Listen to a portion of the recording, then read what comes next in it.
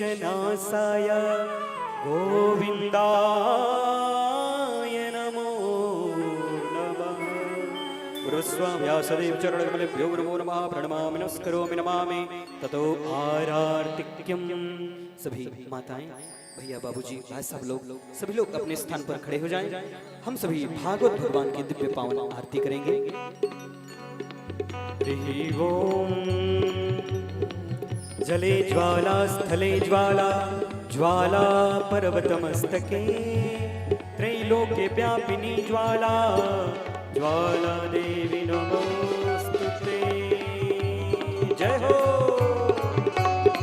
श्री भागवत भगवान की है आरती आरती, पापियों को पाप से है तारती ये आरती। श्री भागवत भगवान की है आरती आरती, पापियों को पाप से है तारती।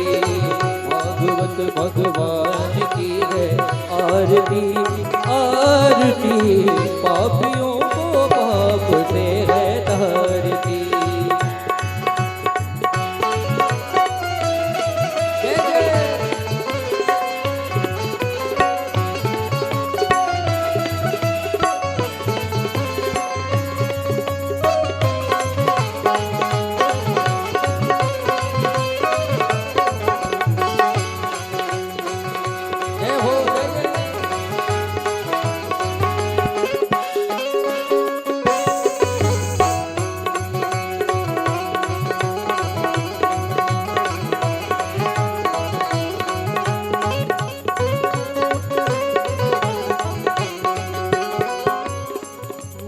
अमर ग्रंथ ये मोक्ति पंथ ये पंचम वेद निराला है, नव ज्योति जगाने वाला है, नव ज्योति जगाने वाला है, नव ज्योति जगाने ये अमर ग्रंथ ये मोक्ति पंथ ये पंचम वेद निराला है, नव ज्योति जगाने वाला है, नव ज्योति जगाने वाला है। हरि राम यही हरि राम यही हरि नाम यही हरि नाम यही, यही जग मंगल की आरती, पापियों को पाप से है तारती ये आरती। श्री भागवत भगवान की है आरती आरती, पापियों को पाप से है तारती।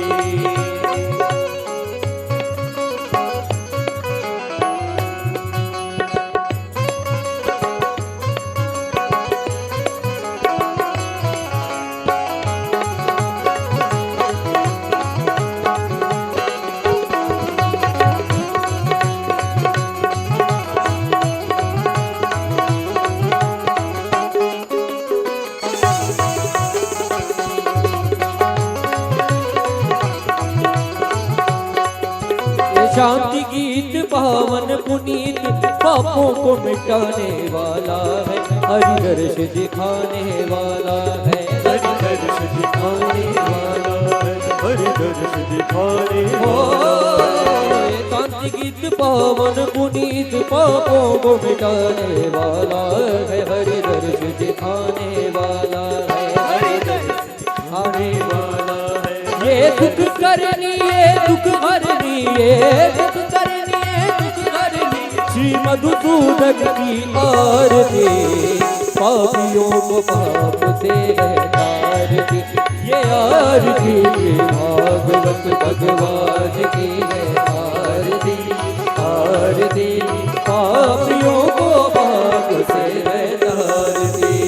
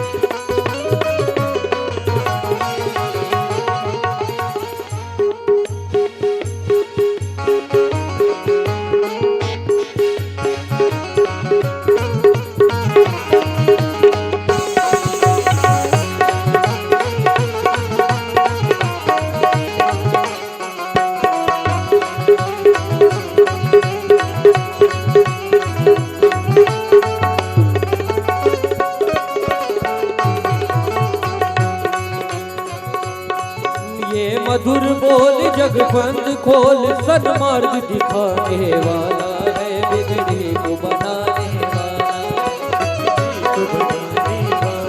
है, बिगड़ी को बनाने वाला।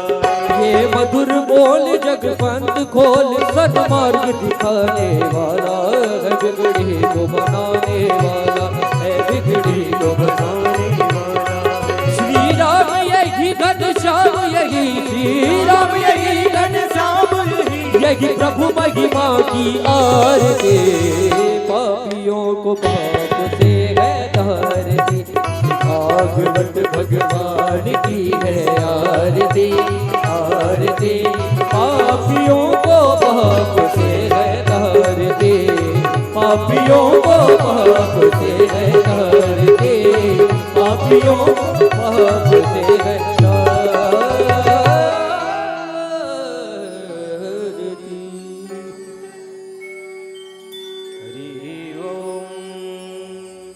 जलेन शीतले करणं पुष्पै देवता विवन्दनम् आत्मा विवन्दनं मन्त्रपुष्पाञ्जलिः।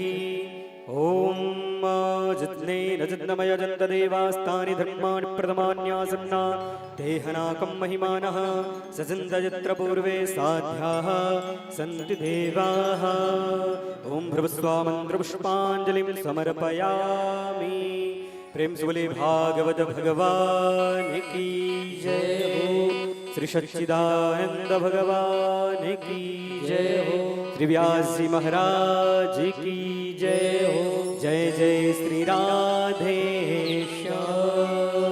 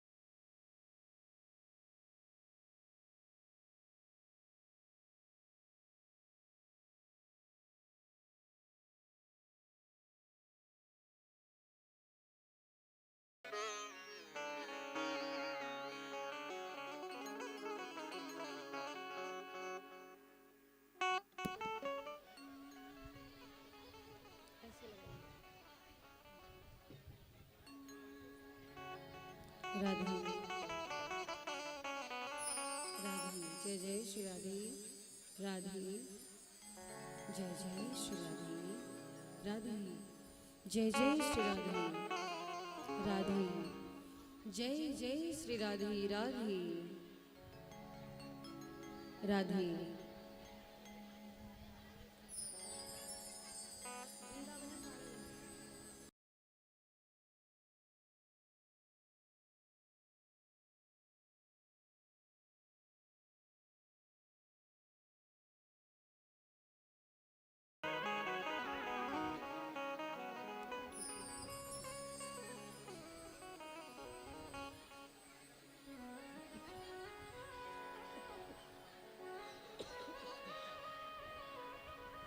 श्री राधे राधे जय जय श्री राधे राधे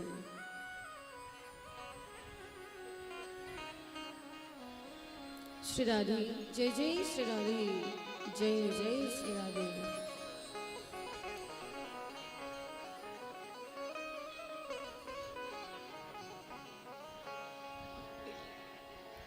हरि ओम स्वस्ति श्री गणेशाय नमः श्री गुरुवे नमः।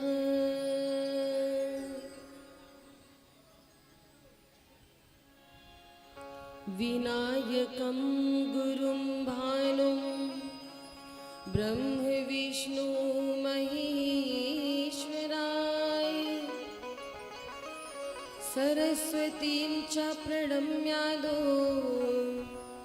सर्वकार्यार्थ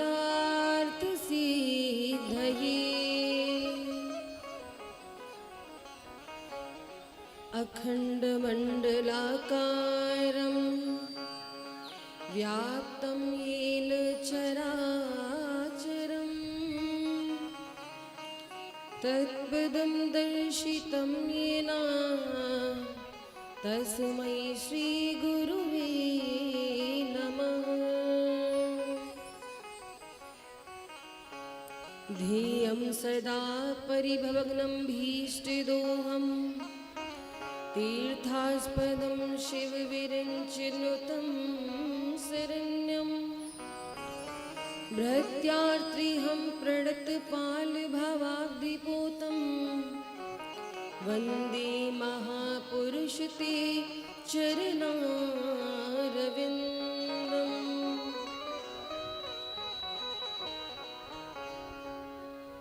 जय जय श्री राधा रमण, जय जय नवल किशोर, जय गोपी चित चोर प्रभु, जय जय माखन चोर। मंगलम कौशलेन्द्राय महनीय गुणाब्धये चक्रवर्ती तनुजाय सार्वभौमाय मंगलम्। कृष्णाय वासुदेवाय हरिये परमात्मने प्रणतः क्लेशनाशाय गोविन्दाय नमो नमः।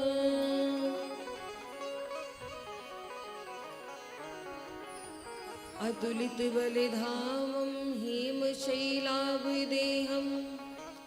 धनुजीवन कृशानुं ज्ञानिनामाग्रगण्यं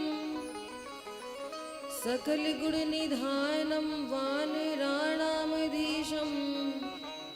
रघुपति प्रिय भक्तं वातजातं नमामि।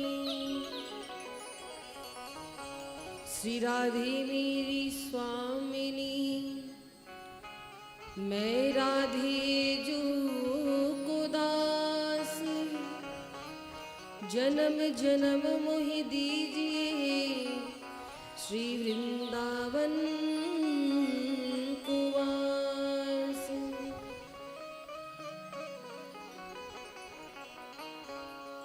बोली वृंदावन बिहारी लाल की, राधे रानी सरकार की, श्री सुखदेव जी महाराज की, श्रीमद् भागवत महापुराण की, बोली वृंदावन धाम की, बोलिए परीक्षित जी महाराज की, बोलिए श्री अयोध्या धाम की, बोलिए चारों भैया की, बोलिए सरयू मैया की, बोलिए श्री राम जन्मभूमि की, बोलिए श्री कृष्ण जन्मभूमि की। नमः पार्वती पतये हर हर महादेव।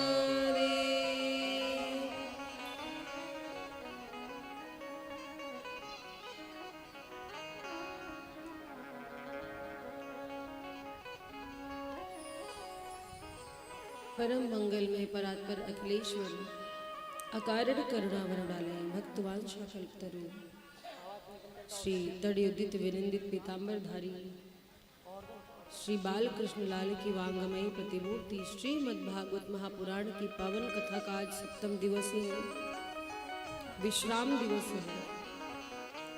आप सभी सुखासन ग्रामवासी विगत 6 दिनों से बड़े भाव के साथ, श्रद्धा के साथ भगवान की समृद्धमयी गाथा का श्रवण लाभ प्राप्त करके अपने जीवन को धन्य बना रहे हैं। आइए हम सभी आज विश्राम दिवस की कथा में प्रविष्ट हों, कथा को सुनने सुनाने का उपक्रम आरंभ करें। इससे पूर्व भगवान नाम संकीर्तन का आश्रय लेते हुए अपनी वाणी को, जीवा को पवित्र करेंगे। तत्पश्चात कथा को श्रवण करके अपने जीवन को धन्य बनावेंगे, श्री राधे रानी सरकार की कृपा प्राप्त करेंगे। बोलिए वृंदावन बिहारी लाल की जय हो।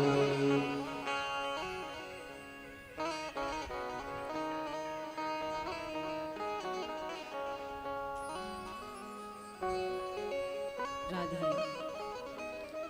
सभी मिलकर के भगवान के महामंत्र का जाप करेंगे, तालियों की सेवा करते हुए। हरि राम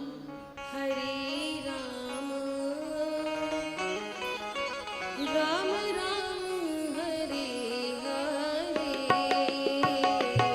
हरे कृष्ण कृष्ण कृष्ण हरे हरे, हरे राम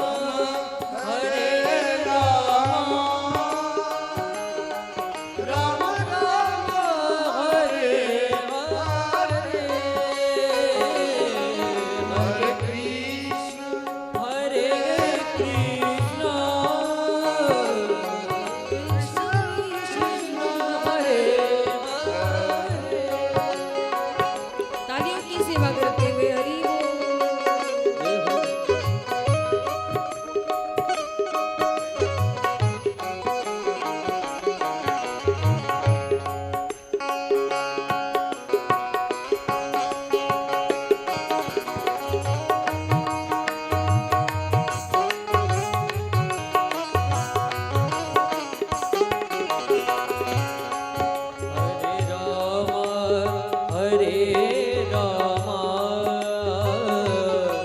राम राम हरे हरे,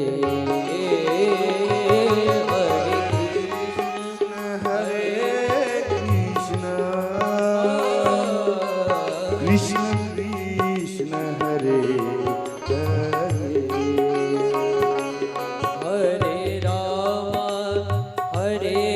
दोनों हाथों को उठाकर तालियों की सेवा करते हुए राम राम हरे हरे, हरे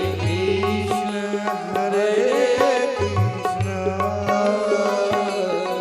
कृष्ण कृष्ण हरे हरे, हरे राम हरे राम, राम राम हरे हरे, हरे कृष्ण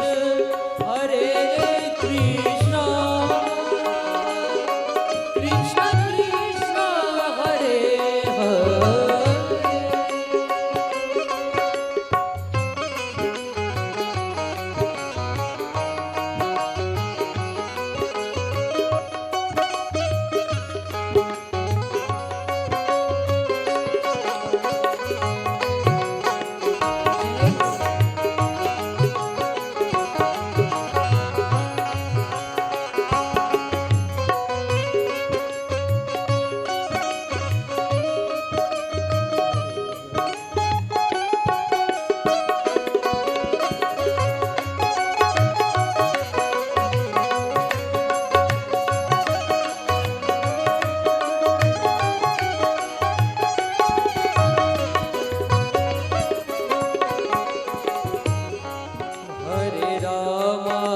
हरे राम राम राम हरे हरे, हरे कृष्ण कृष्ण कृष्ण हरे हरे, राम हरे राम, राम राम हरे हरे, हरे कृष्ण कृष्ण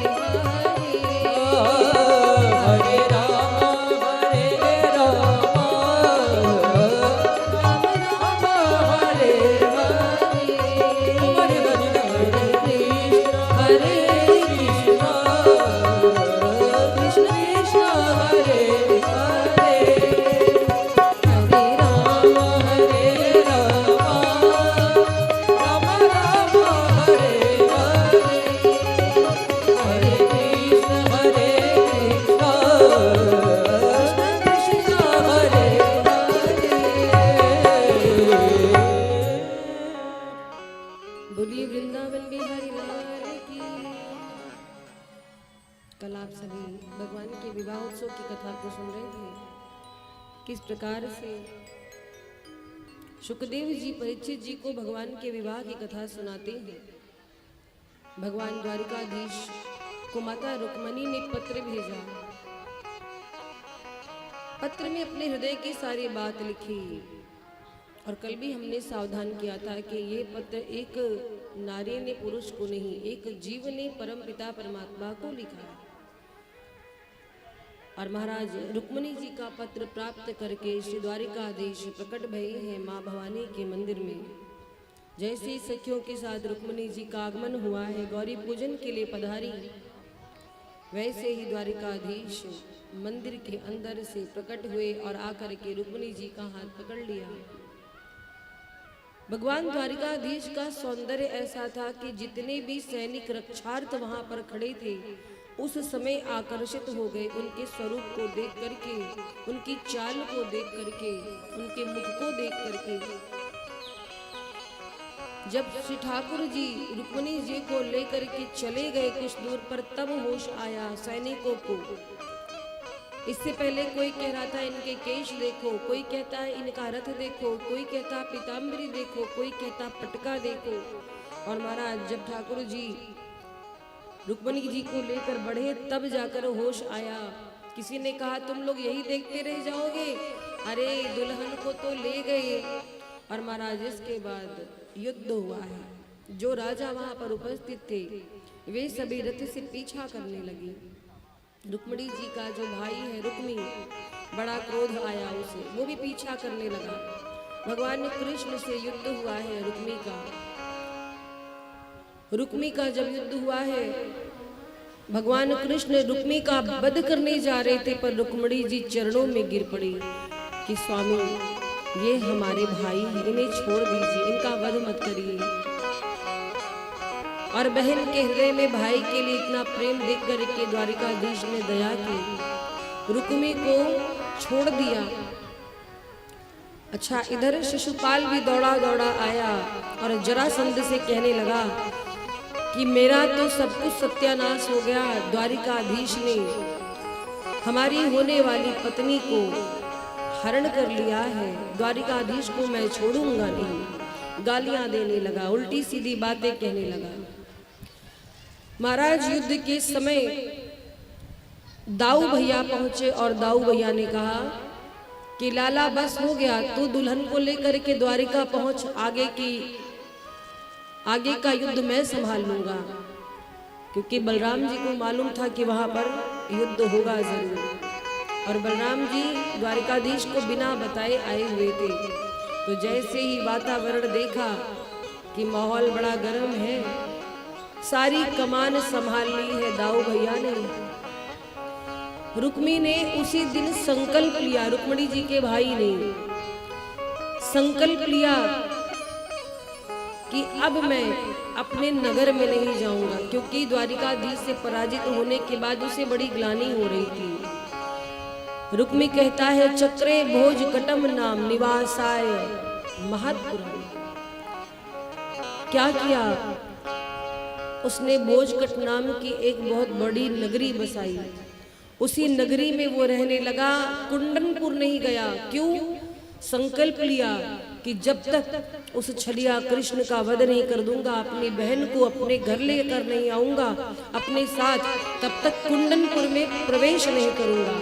तो महाराज इस प्रकार से रुक्मी ने प्रतिशोध की भावना मन में पालकर एक नगरी बसाई, भोजकट नाम की, उसी में रह गया। आगे परीक्षित जी से सुखदेव जी कहते हैं कि रुक्मणी जी को द्वारिका में लेकर प्रभु पहुंचे हैं और सबने बड़ा स्वागत किया है। रुक्मणी जी का द्वारिका में स्वागत हुआ और विधि विधान से पाणी ग्रहण संस्कार हुआ है। और द्वारिकाधीश महाराज की जय। कुछ समय बीता तो रुक्मणी जी के एक पुत्र हुए हैं जिनका नाम हुआ प्रद्युम्न। प्रद्युम्न कौन है? कामदेव है।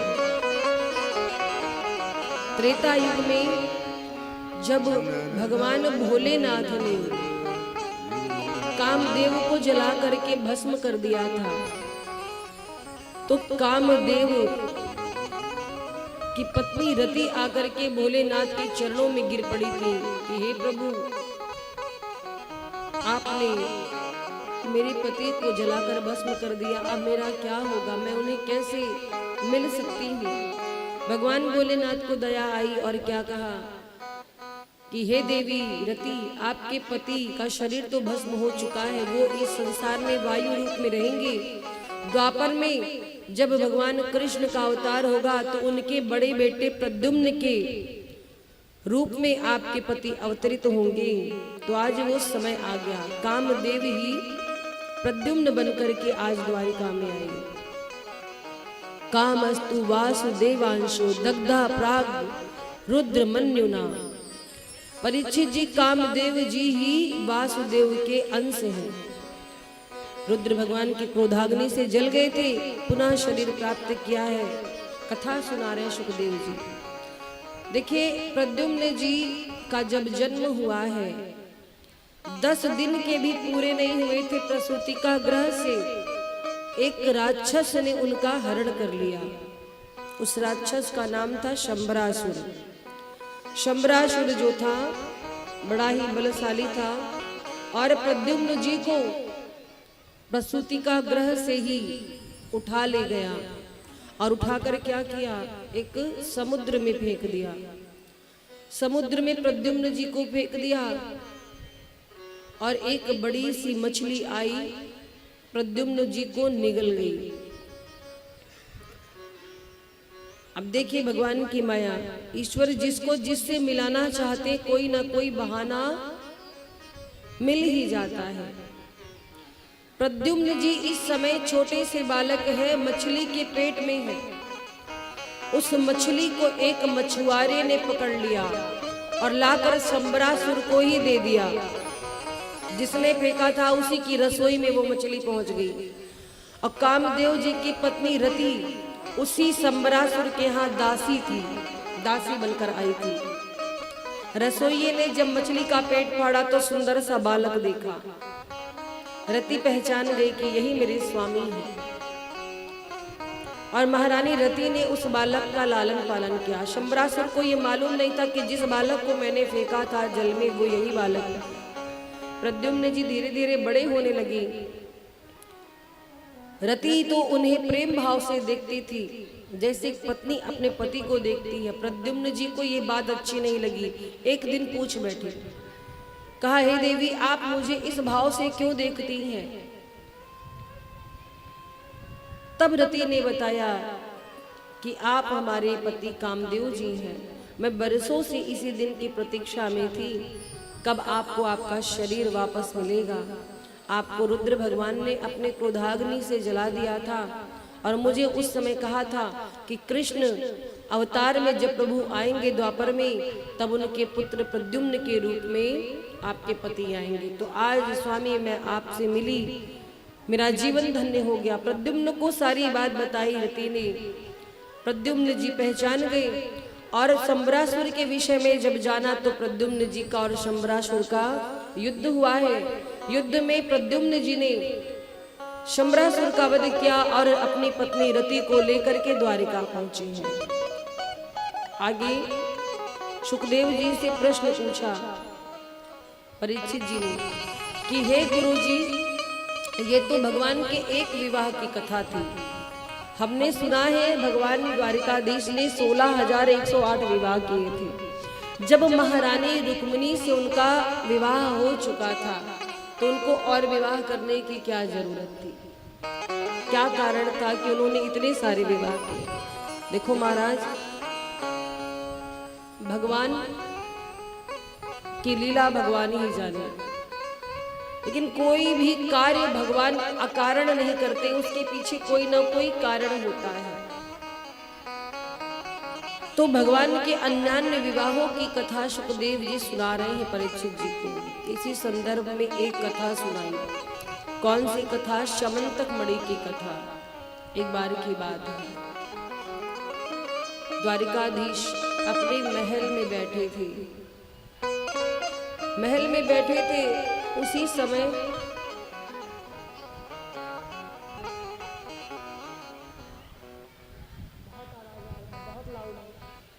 बैकग्राउंड बिल्कुल स्लो कर दीजिए, भजन में बजाइए।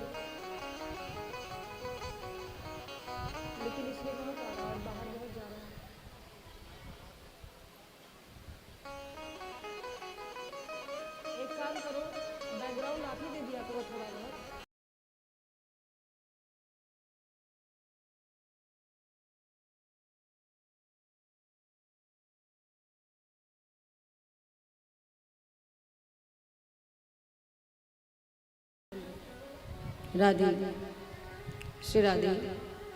तो सत्राजित नाम के एक राजा थे, द्वारिकाधीश के महल में प्रविष्ट हुए। उनके पास एक मणि थी जिसका नाम था शमंतक मणि। वो मणि बड़ी प्रकाशवान थी और उस मणि की विशेषता ये थी कि वो प्रतिदिन 8 बार सोना देती थी। तो सत्राजित राजा जब द्वारिकाधीश के महल में प्रविष्ट हुए तो जो वहां पर बैठे थे सभा में लोग, उन्हें लगा कि सूर्य देवता साक्षात आ गए हैं। किसी ने कहा देखो लगता है सूर्य देव आ गए हैं। द्वारिकाधीश ने बताया कि ये सूर्य देव नहीं है, ये राजा सत्राजित है। इतना प्रकाश कहाँ से आ रहा है? तो द्वारिकाधीश कहते हैं कि इनके पास एक मणि है जिसका नाम शमंतक मणि है। ये दैदीप्यमान प्रकाश शमंतक मणि का है। और महाराज शमंतक मणि को लेकर सत्राजित राजा आए, द्वारिकाधीश से वार्ता हुई। द्वारिकाधीश कहते हैं कि इस मणि में बड़ी चमक है, ये कोई साधारण मणि तो नहीं है। सत्राजित राजा ने कहा द्वारिकाधीश महाराज, ये मणि वास्तव में कोई साधारण नहीं, इससे प्रतिदिन 8 बार सोना निकलता है। द्वारिकाधीश ने कहा राजा सत्राजित, भगवान की कृपा से आपको किसी चीज की कमी तो है नहीं, आप इस मणि का क्या करोगे? ये मणि राजकोष में जमा करवा दीजिए, इससे जो प्रतिदिन सोना निकलेगा उससे प्रजा के पालन का कार्य हो जाएगा। राजा सत्राजित को ये बात अच्छी नहीं लगी, मन में सोचा अपनी मणि मैं क्यों दूं। वो मणि लेकर घर वापस आई, अपनी पत्नी को बताया राजा सत्राजित ने कि देवी आज मैं मणि लेकर के द्वारिकाधीश के भवन में गया था, द्वारिकाधीश इस मणि को मांग रहे थे पर मैंने दिया नहीं। पत्नी बोली बढ़िया किए नहीं दिया, हम अपनी चीज क्यों दें। महाराज द्वारिकाधीश को मणि देने से मना कर दिया राजा सत्राजित ने। और आगे क्या हुआ? सत्राजित के भाई हैं प्रसेन, छोटे भाई, उसी मणि को गले में पहन करके अब लगे पूरे नगर में घूमने। मणि को गले में धारण किया, नगर में घूमे और चले गए शिकार खेलने। शिकार खेलने चले गए और क्या हुआ? वापस घर लौटे ही नहीं। प्रसेन जब 2-4 दिन घर वापस नहीं लौटे तो सत्राजित राजा को ये शंका हुई कि लगता है मणि के चक्कर में द्वारिकाधीश ने हमारे भाई को मार डाला। एक बात कहूं महाराज, हमारा जो ये दिमाग है ना, इसमें नकारात्मक बातें जल्दी आती हैं, अच्छी बातें जल्दी नहीं आती हैं। मन में इतना भय है आजकल लोगों के कि बुराइयां जल्दी आती हैं। जैसे आप कहीं जा रहे होते हैं, गाड़ी पे बैठे हैं, अगर गाड़ी थोड़ी भी इधर उधर हुई तो सबसे पहले तो हमारा क्या होगा, कुछ हो जाएगा तो फिर अस्पताल पहुंच जाएंगे। न जाने क्या क्या ख्याल लोगों के मन में आने लगते हैं। नकारात्मकता पहले आती है। अभी 2 मैया बात कर रही हूँ आपस में और तीसरी उनकी सखी आ जाए, दोनों माता चुप हो जाए तो उस सखी को लगेगा पक्का मेरी बुराई चल रही थी, पक्का यहाँ मेरी बुराई चल रही थी इसे ये लोग चुप हो गई।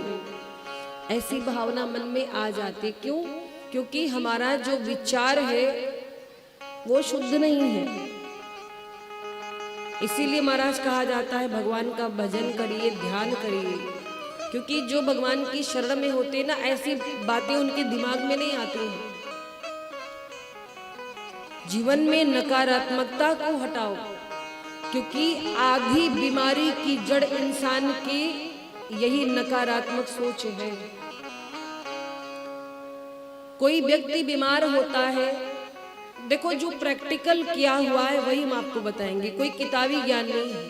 जो प्रैक्टिकल है, जो इस संसार में हो रहा है वही बताएंगे।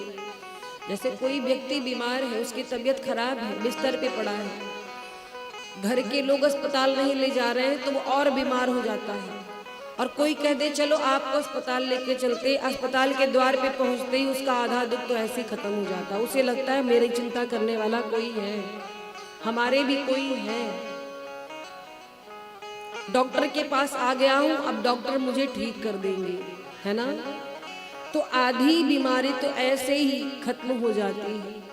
इसीलिए महाराज कहा जाता है भजन करो। भजन करने से क्या होता है? अब कोई कहे कि क्या भजन करने से हमारे सारे दुख समाप्त हो जाएंगे, क्या भजन करने से, भगवान की कथा सुनने से किसी का दुख समाप्त हुआ है ना महाराज? किसका? जब अशोक वाटिका में माँ जानकी सशोक बैठी थी, तब वहां पर श्री हनुमान जी ने उनको राम जी की कथा सुनाई। और क्या हुआ?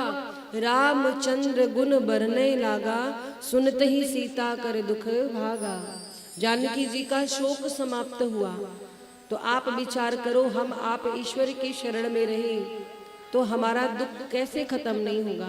और दुख खत्म हो ना हो, पर एक बात की गारंटी तो मैं आपको जरूर दूंगी, दुख समाप्त हो या ना हो ये तो आपके कर्मों पर निर्भर है। आपने कर्म कैसे किए हैं, आपका व्यवहार क्या है, आपका आचरण क्या है, आपकी सोच कैसे है, आपका विचार क्या है। दुख का सबसे बड़ा कारण तो आपका विचार है। लेकिन भगवान का भजन करने से, भगवान की कथा सुनने से, संतों के संग में रहने से दुखों से लड़ने की क्षमता जरूर आ जाती है। कैसी भी परिस्थिति हो आप विचलित नहीं होंगे। होता है ना, कभी कभी इंसान बहुत ज्यादा पैसा देख लेता तो भी बोर आ जाता है। इस संसार में किसी भी चीज की अति हो जाए तो इंसान पागल हो जाता है। ज्यादा पैसा धन दौलत देख लेता है तो भी बावरा हो जाता है।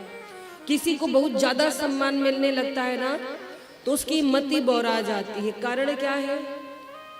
नहीं को अस जन्मा जग माही, प्रभुता पाई जाही मद नाही। इस दुनिया में कोई ऐसा नहीं है जिसको कोई चीज या कोई प्रभुता, कोई विशिष्ट स्थान बहुत मिल जाए, प्रतिष्ठा मिल जाए, वो बावला ना हो जाए। तो ये संसार का नियम है। तो ज्यादा संपत्ति देख करके पागल नहीं होना चाहिए, और बहुत ज्यादा विपत्ति आ जाए तो भी घबराना नहीं चाहिए। संपत्ति विपत्ति दोनों में एक समान रहना चाहिए। मानस में एक बड़ी अच्छी बात कही गई है, धीरज धर्म मित्र अरु नारी, आपद काल परखी हई चारी। चार चीजों की परीक्षा, चार लोगों की परीक्षा विपत्ति काल में होती है। जब दुख का समय आता है तो चार लोगों की परीक्षा होती। किसकी किसकी? मनुष्य के धैर्य की। धैर्य में पागल तो नहीं हो जा रहे। कुछ लोग होते हैं, थोड़ा सा दुख आता है, कष्ट आता है, दूसरों को कोसने लगते हैं, भगवान को कोसने लगते हैं, किसी से बात करना बंद कर देते हैं। अरे ये सब करने से आपके दुख कम थोड़ी हो जाएंगे। ऐसे में तो बस भगवान का भजन करो, भगवान का नाम लो, उन्हीं से प्रार्थना करो। दुख कम करने वाला कोई है तो वो ईश्वर है, और बाकी कोई नहीं महाराज। तो मनुष्य के धैर्य की परीक्षा होती विपत्ति काल में। और धर्म, कितना भी कष्ट आ जाए लेकिन हमारा जो व्यवहार है, आचरण है, वो हमें बदलना नहीं है। जैसे एक व्यक्ति अगर सात्विक है, सात्विक व्यक्ति है, कितनी भी समस्या आ जाए, अगर उसके सामने अभक्ष्य भोज मांसाहार रख दिया जाए और कह दिया जाए आप कर लो, भूखा मर जाएगा पर कभी खाएगा नहीं। क्यों? क्योंकि उसे अपना धर्म प्रिय है, वो कभी नहीं खाएगा। मांसाहार से एक बात याद आई। देखो, लोग कहते हैं, इससे मैंने पहले भी चर्चा की थी, आज भी मैं चर्चा कर रही हूँ, जीवन में कुछ पाप ऐसे होते हैं जो आप दिन रात करते हो, आपको पता भी नहीं होता है और इसी कारण से दंड मिलता है। वो पाप कौन कौन से हैं? कुछ अपराध ऐसे हैं जो हम जानबूझ के करते, कुछ अपराध है जो अज्ञानतावश करते हैं। तो ज्ञान नहीं है, अपराध हो गया, तो ज्ञान लाने का प्रयास करो। ज्ञान कैसे आएगा? जब आप गुरुओं की शरण में रहेंगे, संतों की शरण में रहेंगे, विद्वानों के साथ उठेंगे बैठेंगे, तब आपको पता चलेगा जीवन में हमें क्या करना चाहिए और क्या नहीं करना चाहिए। सारी चीजें किताबों में ही नहीं लिखी होती महाराज। जैसे आप लोग भगवान की पूजा करते हो, अगरबत्ती कितने लोग जलाते हैं? हाथ उठा के बताओ। आप सब लोग अगरबत्ती जलाते हो? हाथ नीचे कर लो। आज से मत जलाना, अगरबत्ती नहीं जलाना चाहिए। क्यों? अगरबत्ती काहे की बनी होती है? बांस की बनी होती है। बोलो, बांस जलाना अच्छी बात है। हमारे धर्म में बांस की पूजा होती है, तो बांस जलाना अच्छी बात नहीं है। हाँ, आपको भगवान की सेवा करनी, पूजा करनी, धूप बत्ती जलाओ, आप धूप का प्रयोग करो, कपूर की बत्ती जलाओ, घी की बत्ती जलाओ, घी ना हो घर में तिल का तेल डाल करके दीपक जलाओ, लेकिन अगरबत्ती का त्याग कर दो। अगरबत्ती नहीं जलाना चाहिए। अब बेचने वाले तो बेचेंगे, क्या करोगे महाराज, संसार में बहुत सारी चीजें बिक रही हैं, पर हमको अपने धर्म कर्म का ख्याल रखना है। अभी तक नहीं पता था, कोई बात नहीं, जब जागो तभी सवेरा।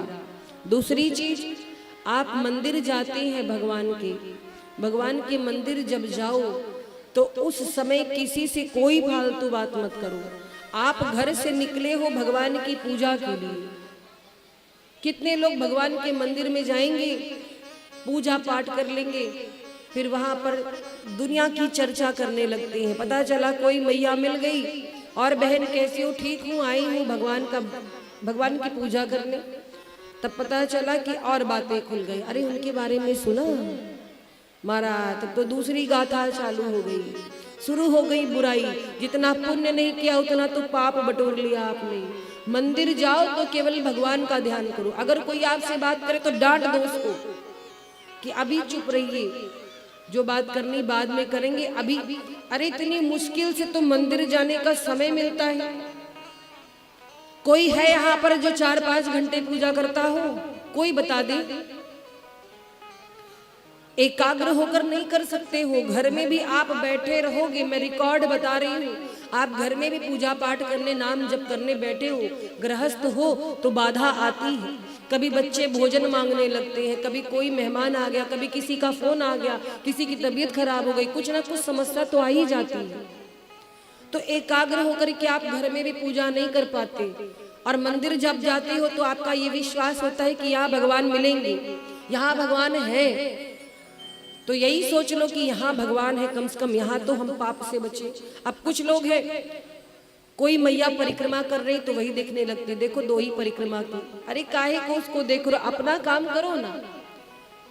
खाली हाथ मंदिर आई है, कुछ लेकर के नहीं आई है। बताओ कौन सी साड़ी पहन के चली आई, ऐसे पहनना चाहिए। ये सब भावना छोड़ो, जो करने गए हो वही करो। उतनी देर के लिए भगवान के हो जाओ और कहो भगवान से, हम तुम्हारे हैं प्रभु जी, हम तुम्हारे हैं, हम तुम्हारे थे प्रभु जी, हम तुम्हारे हैं, हम तुम्हारे ही रहेंगे ओ मेरे प्रियतम। हम तुम्हारे थे प्रभु जी, तुम हमारे हैं, तुम हमारे ही रहेंगे ऐ मेरे प्रियतम। बोलो, तुम हमारे थे प्रभु जी, तुम हमारे हो, तुम हमारे ही रहोगे ओ मेरे प्रियतम। तुम हमारे थे प्रभु जी, तुम हमारे हो, तुम हमारे ही रहेंगे ऐ मेरे प्रियतम। तालियों की सेवा करते हुए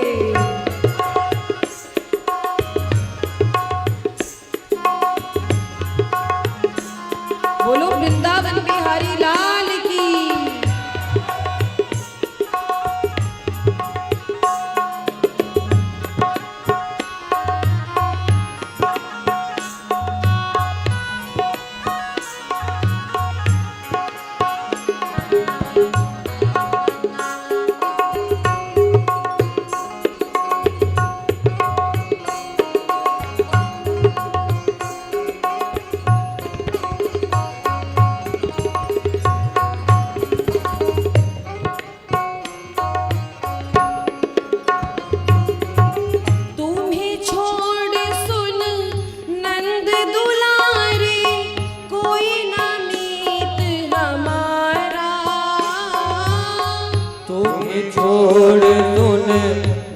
गोविंद दुलारे कोई न मीत हमारा हो। किसके द्वारे जाय पुकारूं कोई ना और सहारा हो। किसके दुआरे जाए पुकारो कोई न हमारा सहारा हो। अब तो आकर बाह पकड़ लो ओ मेरे प्रियतम। अब तो के बाप पकड़ लो ऐ मेरे प्रियतम। हम तुम्हारे थे प्रभु जी, हम तुम्हारे हैं, हम तुम्हारे ही रहेंगे ओ मेरे प्रियतम। हमारे थे प्रभु जी जय तुम हमारे हो।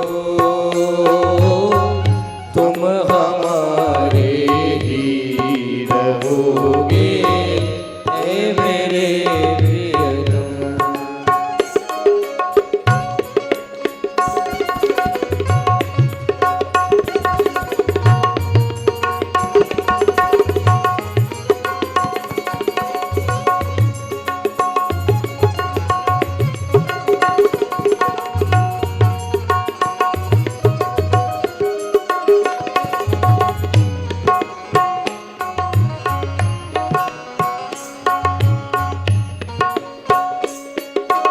जय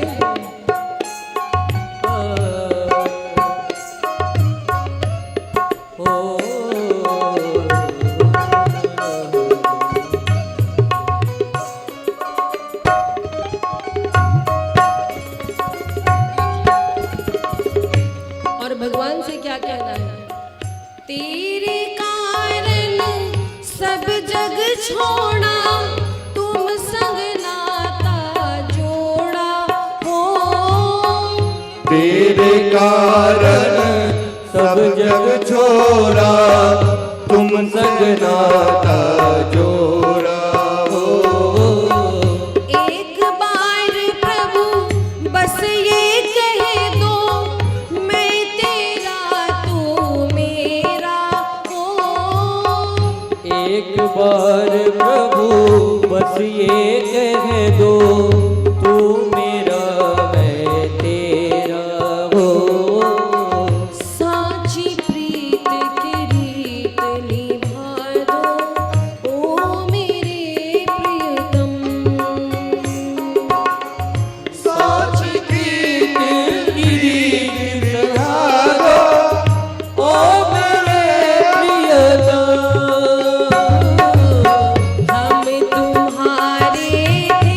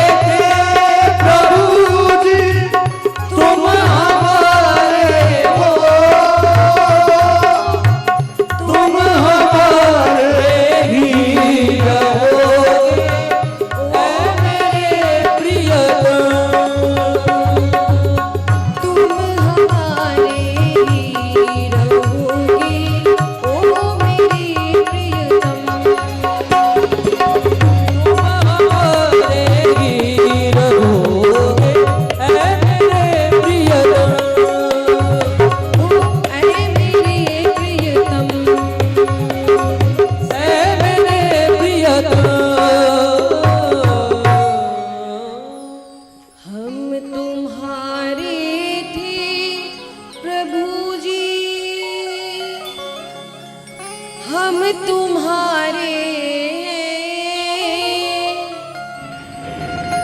हम तुम्हारे ही रहेंगे, ऐ मेरे प्रियतम। बोली वृंदावन बिहारी लाल की जय हो। तुम्हारा अब हम चर्चा कर रहे थे कि जाने अनजाने में भी हमसे बहुत सारे पाप होते हैं। और एक चीज, मैं यहाँ पर बैठी सभी कन्याओं से निवेदन करूंगी, जितनी छोटी बच्चियां हैं जिनका विवाह नहीं हुआ है, जो अविवाहित है, आप किसी के चरण मत छुआ करो। हम जब जाते हैं यहाँ से आते हैं तो बच्चियां प्रणाम करती हैं। आपका भाव है आप हाथ जोड़कर राधे राधे राम राम बोल दो। बच्चियों के लिए कह रहे हैं, कन्याओं के लिए। आप तो शक्ति स्वरूपा हो, देवी स्वरूपा हो, आपको हमारे चरण नहीं छूने चाहिए।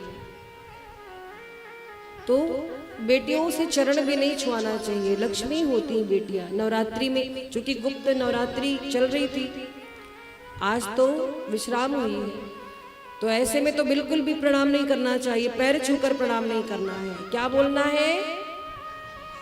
थोड़ा जोर से बोलो, अभी आवाज नहीं आई। 6 दिन हो गए कथा सुनते सुनाते, अब तो मुख खोलो, आज तो आखिरी है, फिर तो हम चले जाएंगे। रह जाएगा आपके पास क्या?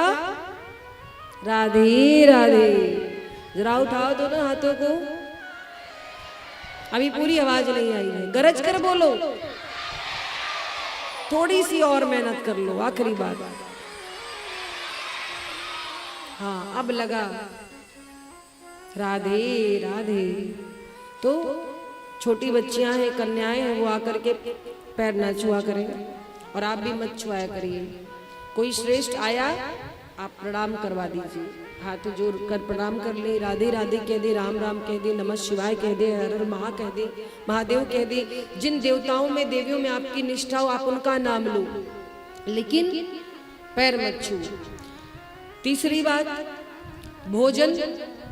भोजन आप बनाते हो घर में, बहुत सी माताएं रसोई में चप्पल पहनती हैं, बहुत बड़ा गलत काम है। एक तो बिना नहाए धोए भोजन बनाना नहीं चाहिए। कहीं कहीं मैंने देखा महाराज उठेंगी सुबह से, घर की साफ सफाई, भोजन पूरा बना लेंगी, माताएं बज जाएगा 3, तब जाकर स्नान करेंगे, फिर भोजन पाएंगी। अरे खाने की बात नहीं है। हाँ, 3 बजे भगवान को उठाते हैं, 3 बजे पूजा पाठ करेंगे। बताओ, ऐसे घर में लक्ष्मी का वास होगा? आपके पास बहुत सारे कार्य हैं, हम मानते, बहुत बड़ा घर परिवार है, जिम्मेदारी। बहुत लोग तो पशुपालन भी करते, गौ पालन करते, बहुत सी माताओं को खेती बाड़ी का भी काम रहता है, मैं समझती हूँ। लेकिन आप सबसे पहले नियम बनाओ, उठ करके घर का आंगन साफ करो, पहले झाड़ू लगाओ। सबसे पहला काम है, उठिए झाड़ू लगाइए घर में।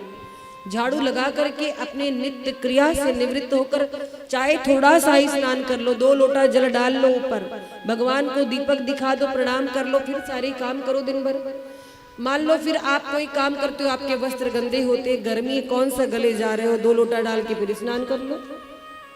लेकिन भोजन जो है स्नान करके ही बनाना चाहिए। कितने लोग हैं जैसे अवस्था में रहते भोजन बना देते हैं। आपका जो घर है वो एक मंदिर है, घर मंदिर है, और मंदिर में भी जो रसोई घर है वो तो अन्नपूर्णा देवी का आवास है। वहां पर तो स्वच्छता होनी चाहिए। जो भोजन बनाई वो भी स्वच्छता से बनाई। हो सकता है मेरी बात किसी को बुरी लग रही हो, अगर खराब लगे 2-4 रोटी घर पे और ज्यादा पाना,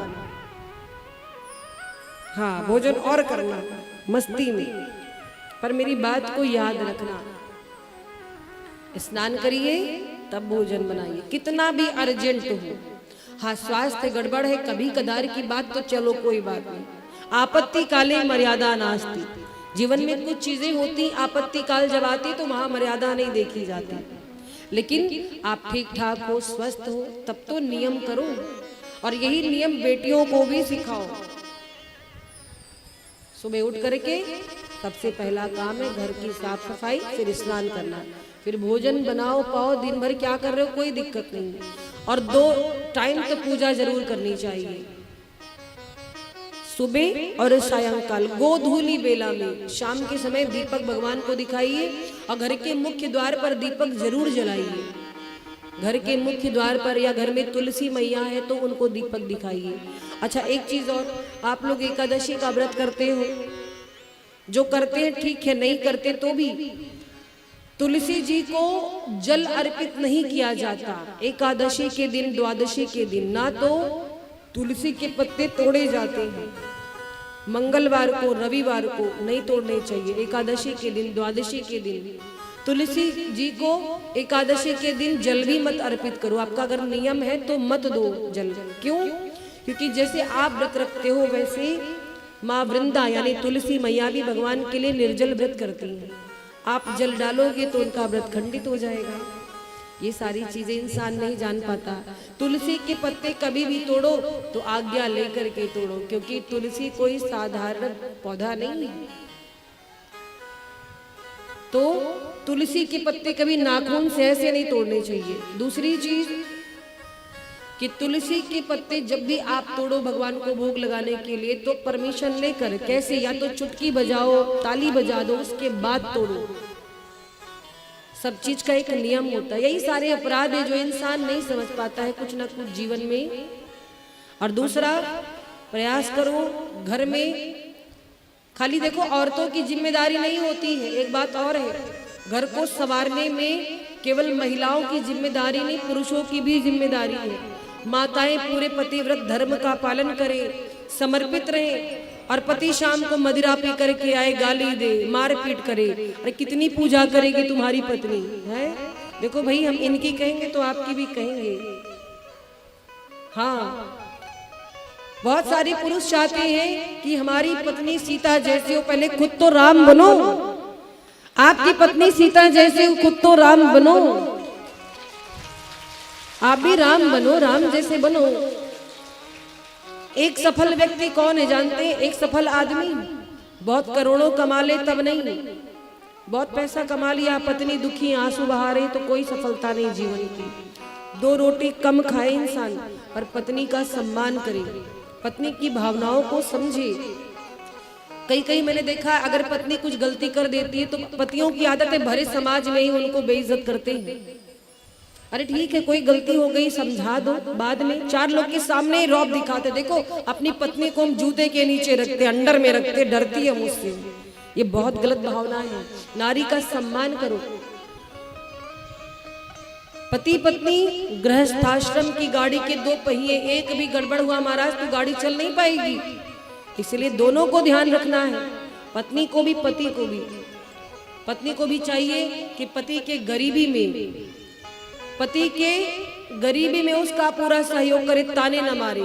चर्चा हो रही थी धीरज धर्म मित्र अरु नारी। एक नारी की परीक्षा उसके पति की बीमारी में होती है। यदि पति बीमार है तो नारी को ये कभी नहीं कहना चाहिए किस जगह मेरी शादी हो गई, मेरे तो कर्म फूट गए। ये भावना कभी मत रखो, क्योंकि महाराज नारियों के लिए कहा गया है। मां अनुसुईया ने जानकी जी को नारी धर्म का उपदेश दिया था कि कोई भी नारी व्रत ना करे, तपस्या ना करे, केवल वो पति के प्रति समर्पित रहे, पति की सेवा करे, उनकी आज्ञा माने। इससे बड़ा धर्म कुछ और नहीं है। ऐसी नारियों को कोई व्रत करने की जरूरत नहीं है। स्वर्ग का द्वार उनके लिए सदैव खुला है, लेकिन पतियों के लिए भी है। पति को भी अपनी पत्नी का सम्मान करना चाहिए। अगर घर में कोई उसे नहीं समझ रहा, आप तो समझो। पति के रहते पत्नी को जगह जगह भीख मांगनी पड़े, सबसे सहयोग लेना पड़े, ऐसे पति का जीवन बेकार है। अरे घर में कोई समस्या आ गई तो ठीक है, लेकिन आपने विवाह किया है, जिम्मेदारी आपकी बनती है पत्नी के भरण पोषण की। तो जिस घर में नारी मुस्कुराती है, श्रृंगार करके चहकती रहती है, उस घर में भी लक्ष्मी का वास होता है, देवी भगवती की कृपा होती है। और जीवन में एक बात अवश्य धारण करना, आप हो सके अगर कोई मांसाहार करता हो तो छोड़ देना, क्योंकि बहुत बड़ा पाप लगता है हमने पहले भी चर्चा की थी, आज भी मैं कर रही हूँ, क्योंकि आज कथा का विश्राम दिवस है। कुछ भक्त शायद उस दिन ना आए हो, आज जो आए हैं वो सुन ले। गरुड़ पुराण में कहा गया है, आप जीवों को सताते हो मतलब क्या? आप जीव को खरीद कर लाते हो। अब आप कहोगे जो बेच रहा है उसको पाप लगेगा। नहीं नहीं महाराज, बेचने वाला तो बेच रहा है जब आप खरीद रहे हो। आप खरीदना बंद कर दो, खाना बंद कर दो, बेचने वाला बंद कर देगा। तो जो आप लोग ये मांसाहार करते हो, मदिरापान करते हो, बहुत बड़ा अपराध लगता है, क्योंकि भोजन का प्रभाव शरीर पे पड़ता है। कहते हो ना कि हमने कभी किसी का कुछ बिगाड़ा नहीं, पता नहीं क्यों बीमारी पीछा नहीं छोड़ रही है, हमारी इतनी बीमारी हो जा रही, पैसा लग जा रहा है, क्यों?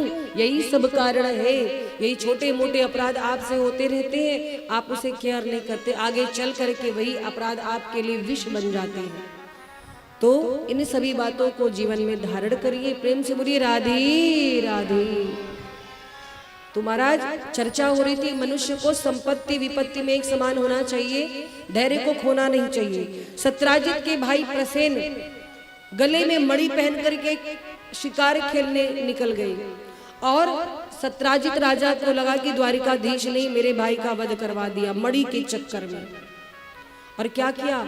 जाकर अपनी पत्नी से कहा, देवी सुनो, हमारे भाई प्रसेन गले में मणि पहनकर घूमने गए थे, लौटे नहीं, हमें तो लगता है कि वो अब जीवित नहीं है, हो ना हो इसमें द्वारिकाधीश का हाथ है। पर अभी बात क्लियर नहीं हुई है, अभी किसी ने प्रमाणित नहीं किया। देवी तो तुम किसी से कहना मत। सत्राजित राजा की पत्नी बोली ठीक है, लेकिन माताओं को कोई बात हजम कहाँ होती जब तक सखियों से बता ना दे। कोई बात अगर माताओं के पेट में है, जब तक 2-4 लोगों से बता नहीं देंगी, फोन करके सखियों से, अपनी बहन से, मैया से, मायके, तब तक भोजन हजम नहीं होता महाराज। तो क्या किया? सत्राजित राजा की पत्नी को राजा सत्राजित ने मना किया था कि ये बात किसी से कहना मत, पर वो गई अपने सखी के यहाँ।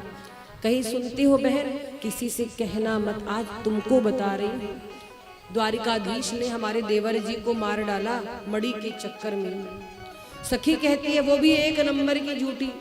अरे बहन, आज तक कोई बात आउट की है तुम्हारी? कभी किसी से कहा है? तुम्हारी बात मैं किसी से नहीं कहती। और महाराज इधर गई, फिर वो भी अपनी सखी के पास पहुंच गई। सुन रही हूँ, राजा सत्राजित की पत्नी ऐसे कह रही थी, किसी से ना कहना, किसी से ना कहना, कहते कहते पूरे गांव में, पूरे द्वारिका में बात फैल गई। ये माताओं की कृपा है। प्रचार प्रसार तो ऐसा करते पूछो ना। गांव में मेला लग जाए और कोई एक मैया जान जाए तो प्रचार प्रसार की जरूरत ही नहीं है, वो तो पूरे गांव में ऐसे ही बता देगी। प्रेम से बोलो राधे राधे। तो महाराज राजा सत्राजित की पत्नी ने अपनी सखियों से कहा, बात फैलते फैलते पूरी द्वारिकापुरी में फैल गई और द्वारिकाधीश के कानों में बात आई। द्वारिकाधीश माथे पर हाथ रखकर बैठे। मैं तो प्रसेन को जानता भी नहीं था, जिसके वध का कलंक मेरे माथे लग रहा, मैंने उसे देखा भी नहीं था। दौड़े दौड़े कुल गुरु गर्गाचार्य जी के पास गए। गर्गाचार्य जी से कहा, गुरुदेव ये इतना बड़ा कलंक हमें काहे लग गया? हमने सुना है, सब कह रहे हैं कि हमने प्रसेन को मार दिया। गुरुदेव हम शपथ लेते हैं, सत्राजित को तो हमने देखा था, पर मुझे मणि का कोई मोह नहीं था, मैं प्रसेन को जानता भी नहीं। गर्गाचार्य जी मुस्कुराए, बोले द्वारिकाधीश आपने एक गलती की है जो इतना बड़ा कलंक लगा। कौन सी गलती की गुरुदेव? आपने भादो मास की चतुर्थी के चंद्र दर्शन किए हैं। भादो मास में जो चतुर्थी के दिन चंद्रमा निकलता है उसको देखना नहीं चाहिए, नहीं तो इंसान पर झूठा आरोप लगता है, कलंक लगता है। भादो मास की चतुर्थी के चंद्र दर्शन से बचे। तो महाराज आज द्वारिकाधीश को गर्गाचार्य जी ने बताया। द्वारिकाधीश ने कहा, ये कलंक लगा तो है, पर कलंक हटाना पड़ेगा, क्योंकि महाराज जीवन में कोई बिना पैसे के जी सकता है, बिना धन वैभव के जी सकता है, पर सम्मान और स्वाभिमान के बिना इंसान जी नहीं सकता है। अगर अस्तित्व समाप्त हो जाए, सम्मान ही समाप्त हो जाए, तो कोई जिंदा रहेगा? तो द्वारिकाधीश निकल पड़े, द्वारिका के कुछ लोगों को लेकर के अपने साथ, और निकल पड़े प्रसेन की खोज में। प्रसेन को खोजने गए, वन में गए तो देखा क्या कि प्रसेन मृत अवस्था में धरती पर पड़ा है, रक्त रंजित है, लहूलुहान। प्रसेन धरती पर पड़ा था और प्रसेन के पास से एक सिंह के पैरों के निशान दिखाई दिए। द्वारिकाधीश सबके साथ पैरों के चिन्हों का अनुसरण करते आगे बढ़े तो वहां पर एक शेर मरा पड़ा था, सिंह का भी वध हुआ था। वहां से एक ऋक्ष के पांव के निशान दिखाई दिए। द्वारिकाधीश वहां भी पहुंचे, ऋक्ष के चरण चिन्हों का अनुसरण करते करते तो एक गुफा में पहुंचे। उस गुफा में जामवंती जी वही मणि लेकर खेल रही थी, स्यमंतक मणि। द्वारिकाधीश ने देखा। द्वारिकाधीश कहते, ए ऋक्ष कन्या, ये मणि हमें दे दो। जामवंती जी कहती, आप कौन हो? बोले, द्वारिका से आए। द्वारिकाधीश। जामवंती जी कहती, नहीं नहीं, मेरे पिताजी ने मुझे ये मणि ला कर दी, मैं आपको नहीं दूंगी। जैसे द्वारिकाधीश मणि छीनने लगे, जामवंती जी जोर से चिल्लाई, पिताजी देखिए, पिताजी कौन आया है देखिए। जामवंत जी दौड़े दौड़े आए। जामवंती जी भगवान को पहचान नहीं पाए। परिचय पूछा, आप कौन आए हैं, कहाँ से आए हैं? द्वारिकाधीश कहते हैं, ये सब पूछने का समय नहीं है ऋक्षराज, आप ये मणि अपनी बेटी से मांगकर हमें दीजिए। ये राजा सत्यराजित की मणि है, इसी मणि के नाते इतना बवाल हो रहा है, हमको कलंक लगा है, जिसके उसको दे दूं। जामवंत जी कहते हैं कि ये मणि एक सिंह को मारकर मैंने प्राप्त की। हुआ क्या, प्रसेन जब वन में गए तो एक सिंह ने मार करके वो मणि छीन ली और जामवंत जी ने सिंह को मार करके मणि खुद छीन ली। तो इस प्रकार से जामवंती जी के पास मणि पहुंची। जामवंती जी मणि देने को तैयार नहीं थे।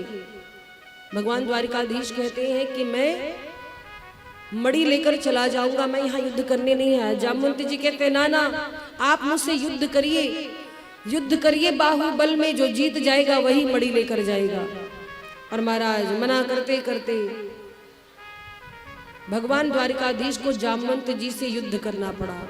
बाहु युद्ध किया और इतना मारा है जामवंत जी को कि एक एक हड्डी दुखने लगी। जब एक एक नस दुखने लगी तब जामवंत जी हाथ जोड़कर खड़े हुए और पहचान गए कि ये हमारे प्रभु राम हैं। महाराज त्रेता में भगवान श्री राम जब लंका पर विजय प्राप्त करके आए थे, राम राज्य आया, सबसे कहा कि जिसको जो चाहिए मांग लो। किसी ने धन वैभव मांगा, किसी ने कुछ, सबकी जो जो मनोकामना थी सबने मांगी। प्रभु श्री राम ने उस समय जामवंत जी से त्रेता में कहा कि जामवंत जी आपने इतना बड़ा सहयोग किया, आप भी कुछ मांगिए। जामवंत जी कहते हैं, नहीं सरकार, मुझे कुछ नहीं चाहिए, बस एक कामना है मन में। क्या? बोले, रावण की सेना में मेरे बराबरी का कोई वीर नहीं था, युद्ध की जो कामना है वो अधूरी रह गई। रावण को आपने मार दिया, कुंभकर्ण को आपने मार दिया, बचा मेघनाथ, भैया लक्ष्मण ने मार दिया, तो भी हाथों की खुजली नहीं मिटी है, मुझे युद्ध करना है। राम जी ने समझाया, जामवंत जी आप हैं सेवक, मैं हूँ स्वामी, स्वामी और सेवक का युद्ध नहीं होता। ठीक है, मैं आपकी मनोकामना पूर्ण करूंगा, मैं जब द्वापर में कृष्ण बन करके आऊंगा तब आपसे युद्ध करूंगा। आज महाराज वही समय आ गया। भगवान श्री राम ने त्रेता में जो वचन पूर्ण नहीं किए थे उसे पूर्ण करने के लिए द्वापर में कृष्ण बन करके आए। तो जामवंत जी से युद्ध हुआ। जामवंत जी पहचान गए और हाथ जोड़ करके कहा, सरकार एक कामना और है। द्वारिकाधीश कहते हैं, कौन सी? जामवंती जी कहते हैं, एक बार वही राम अवतार वाला स्वरूप दिखा दीजिए। ये मुरली छोड़ करके हाथ में धनुष बाण लेकर के एक बार रामचंद्र जी का दर्शन करा दीजिए। तो एक क्षण के लिए भगवान कृष्ण ने वंशी को छोड़ करके धनुष बाण धारण करके दर्शन कराया है। और जैसे दर्शन कराया, जामवंत जी धन्य हुए, प्रणाम किया और कहा, प्रभु एक विनती और है। क्या? जामवंत जी कहते हैं, सरकार ये मेरी बेटी है ना, यही मेरी संपत्ति है, यही मेरी पूंजी है, मेरा धन है। अब बूढ़ा हो चुका हूँ, जिंदगी का कोई भरोसा नहीं, सोच रहा हूँ अपनी संपत्ति आपके नाम कर दूं। आप ये मणि रख लीजिए, पर मेरी बेटी जामवंती को स्वीकार कर लीजिए। अब बताओ द्वारिकाधीश की क्या गलती? जामवंत जी ने जब निवेदन किया तो भक्तों के निवेदन को प्रभु कैसे टाल सकते हैं। सो भगवान का दूसरा विवाह जामवंती मैया से हुआ। बोली द्वारिकाधीश भगवान की। अब देखिए ये दूसरा विवाह था। जैसे ही जामवंती जी को और मणि को लेकर के लौटे लोगों ने जाकर के सत्यराजित राजा को सारी बात बताई, कैसे कैसे प्रसेन को सिंह ने मारा, सिंह को जामवंत जी ने मारा, कैसे मणि मिली। सत्यराजित जी को बड़ी लज्जा आई, ग्लानि हो रही थी हृदय में। भगवान द्वारिकाधीश से क्षमा मांगी कि प्रभु हमने बिना सोचे समझे आप पर आरोप लगा दिया। इसीलिए कहा जाता है महाराज कि जल्दबाजी में कोई निर्णय नहीं लेना चाहिए। हम आप क्या करते हैं, तुरंत फैसला लेते हैं, ये इंसान बड़ा अच्छा है, बड़ी जल्दी विश्वास भी कर लेते हैं। कोई मीठी मीठी बातें कर दे आपके मतलब की तो बस ये बड़ा अच्छा है, और कभी कभी सही को भी गलत समझ लेते हैं, अरे ये बड़ा गड़बड़ इंसान है। बिना किसी के बारे में जानकारी किए किसी को जज करना अच्छी बात नहीं है। जब तक पूरी जानकारी ना ले लो किसी के विषय में निर्णय करना उचित नहीं है। तो द्वारिकाधीश के चरण में गिर पड़े राजा सत्यराजित और क्या कहा कि प्रभु आप हमें क्षमा कर दीजिए, अब ये मणि आप ही रखिए। द्वारिकाधीश कहते मणि के चक्कर में बड़ा ही झमेला हुआ, ये मणि हम नहीं लेंगे। तो राजा सत्यराजित ने कहा कि आपको हम दहेज में दे रहे हैं। द्वारिकाधीश ने कहा लो, पत्नी का पता ही नहीं है, दहेज हमको पहले ही मिल गया। बोले है, मेरी बेटी सत्यभामा बचपन से ही आपकी पूजा करती थी, आपसे बहुत प्रेम करती थी सरकार, ये मणि हम आपको दहेज में दे रहे हैं, अपनी बेटी दे रहे हैं, सत्यभामा को स्वीकार कर लीजिए। अब द्वारिकाधीश फिर चक्कर में पड़े, क्या करूं। तो महाराज सत्यभामा जी से भगवान का विवाह हुआ। इस प्रकार से सत्यभामा जी से तीसरा विवाह हुआ है, और चौथा विवाह हुआ है कालिंदी से। कालिंदी कौन? यमराज की बहन, सूर्य देवता की पुत्री कालिंदी मैया, जो कि यमुना जी है। कालिंदी से चौथा विवाह हुआ है। और महाराज भगवान के अन्य विवाहों की कथा सुना रहे हैं परीक्षित जी को। कालिंदी तपस्या कर रही थी भगवान नारायण को पति के रूप में पाने के लिए। द्वारिकाधीश अर्जुन के साथ कहीं जा रहे थे, कालिंदी जी को देखा।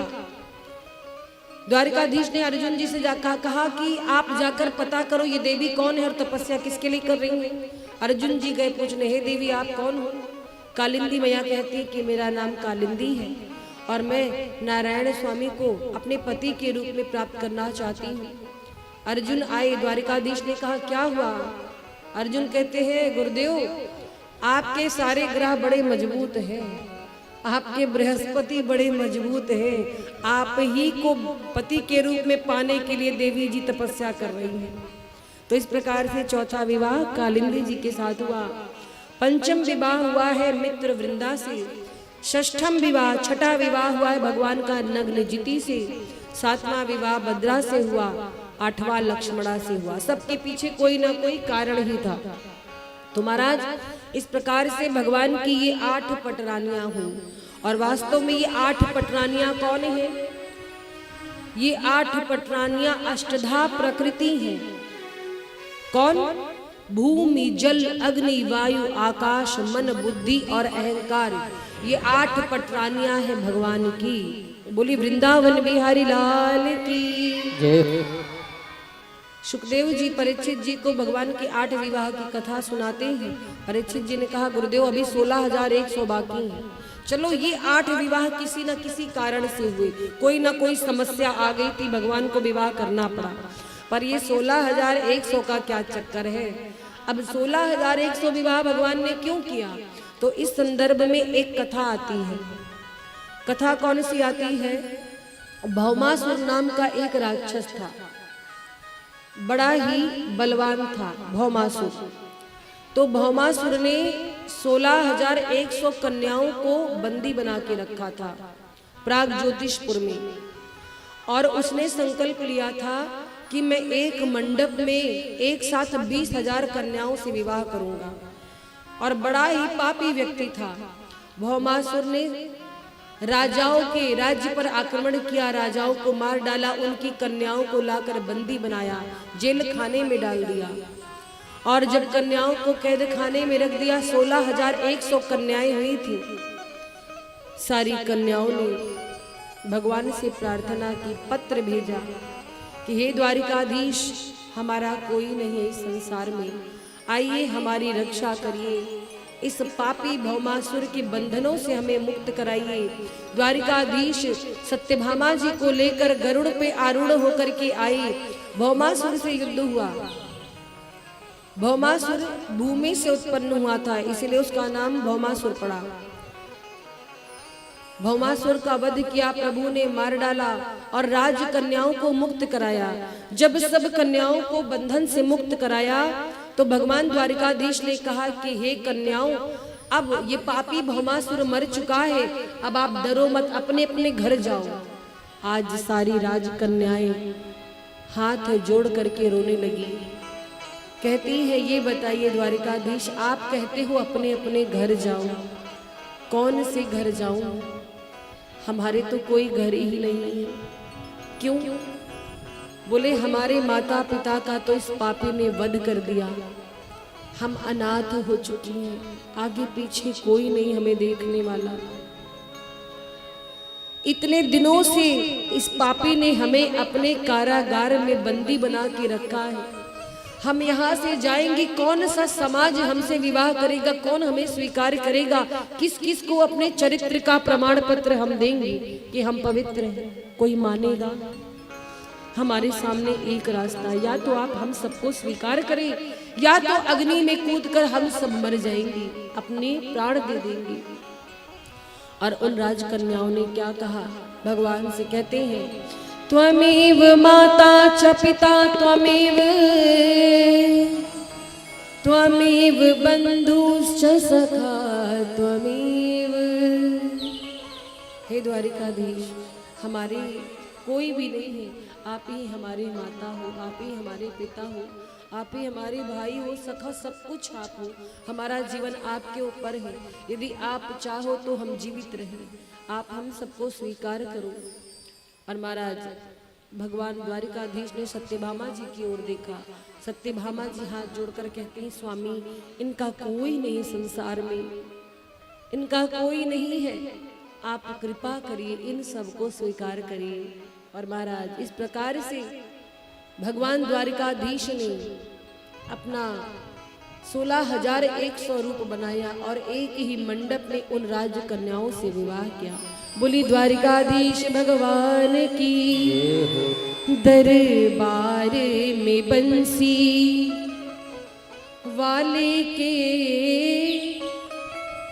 दुख दर्द मिटाए जाते हैं दरबार में बंसी वाले के दुख दर्द मिटाए जाते हैं। दुनिया के सताए लोग यहाँ, दुनिया के सताए लोग यहाँ सीने से लगाए जाते हैं दरबार में बंसी। तालियों की सेवा करते हुए हरि बोल। जय हो।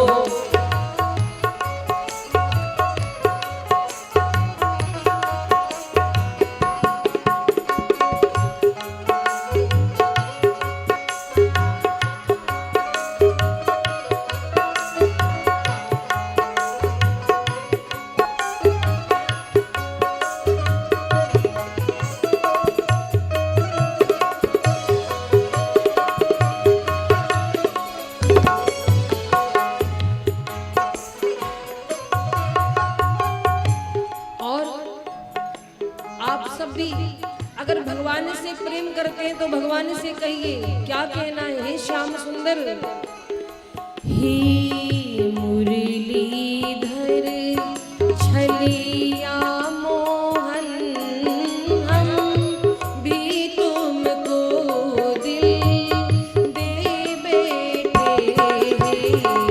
मुरलीधर छलिया मोहन, तुमको दिल दे बैठे। पहले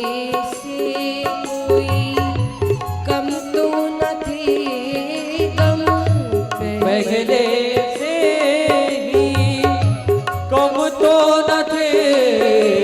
एक और मुसीबत ले बैठे मुरलीधर।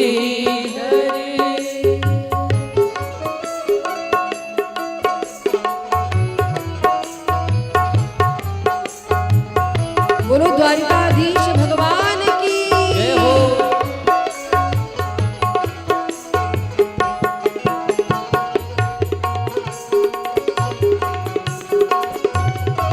जय हो।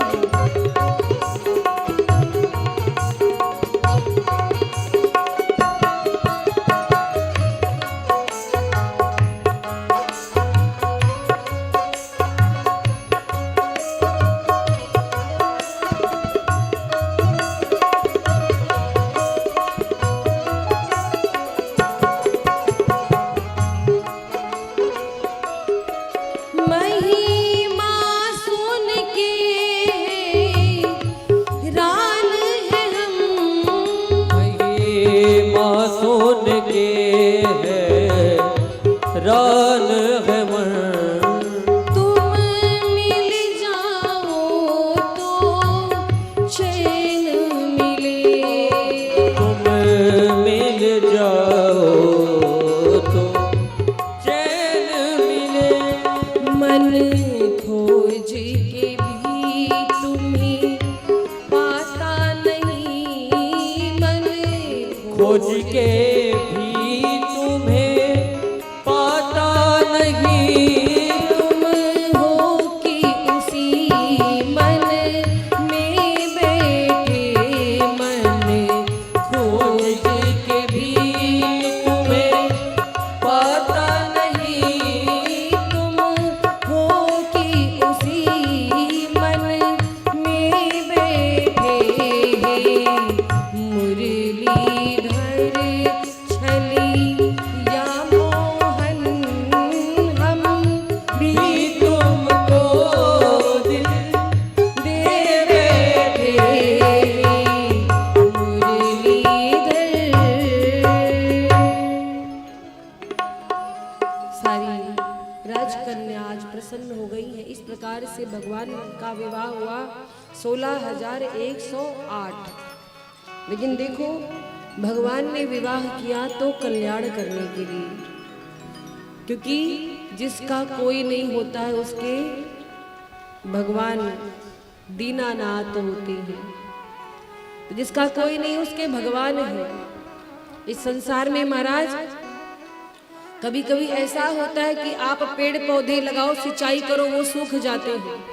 पर कहीं कहीं देखा होगा पर्वत पे जहाँ कोई सिंचाई करने वाला नहीं है, वहां पर भी बहुत सारे पेड़ अपने आप हरिया जाते हैं, हरियाली उठ जाती है। तो ये कौन करता है? ऊपर वाला ईश्वर। जिसके पास है नहीं भी है, सबके भोजन का प्रबंध कौन करता है? वो परम पिता परमात्मा, जिसने जीवन दिया है। आगे सुखदेव जी कथा सुनाते हैं भगवान कृष्ण और रुक्मिणी जी के संवाद की। एक बार की बात है, भगवान कृष्ण रुक्मिणी जी से थोड़ा उपहास करना चाहते, विनोद करना चाहते हैं, क्योंकि रुक्मिणी जी ने जीवन में कभी भगवान द्वारिकाधीश से झगड़ा नहीं किया था, कभी रूठती नहीं थी। सत्यभामा तो बात बात पे रूठ जाती थी, क्योंकि दहेज में मणि लेकर आई थी। और जो दहेज लेकर आता है महाराज आजकल, उसके जलवे ही अलग होते हैं।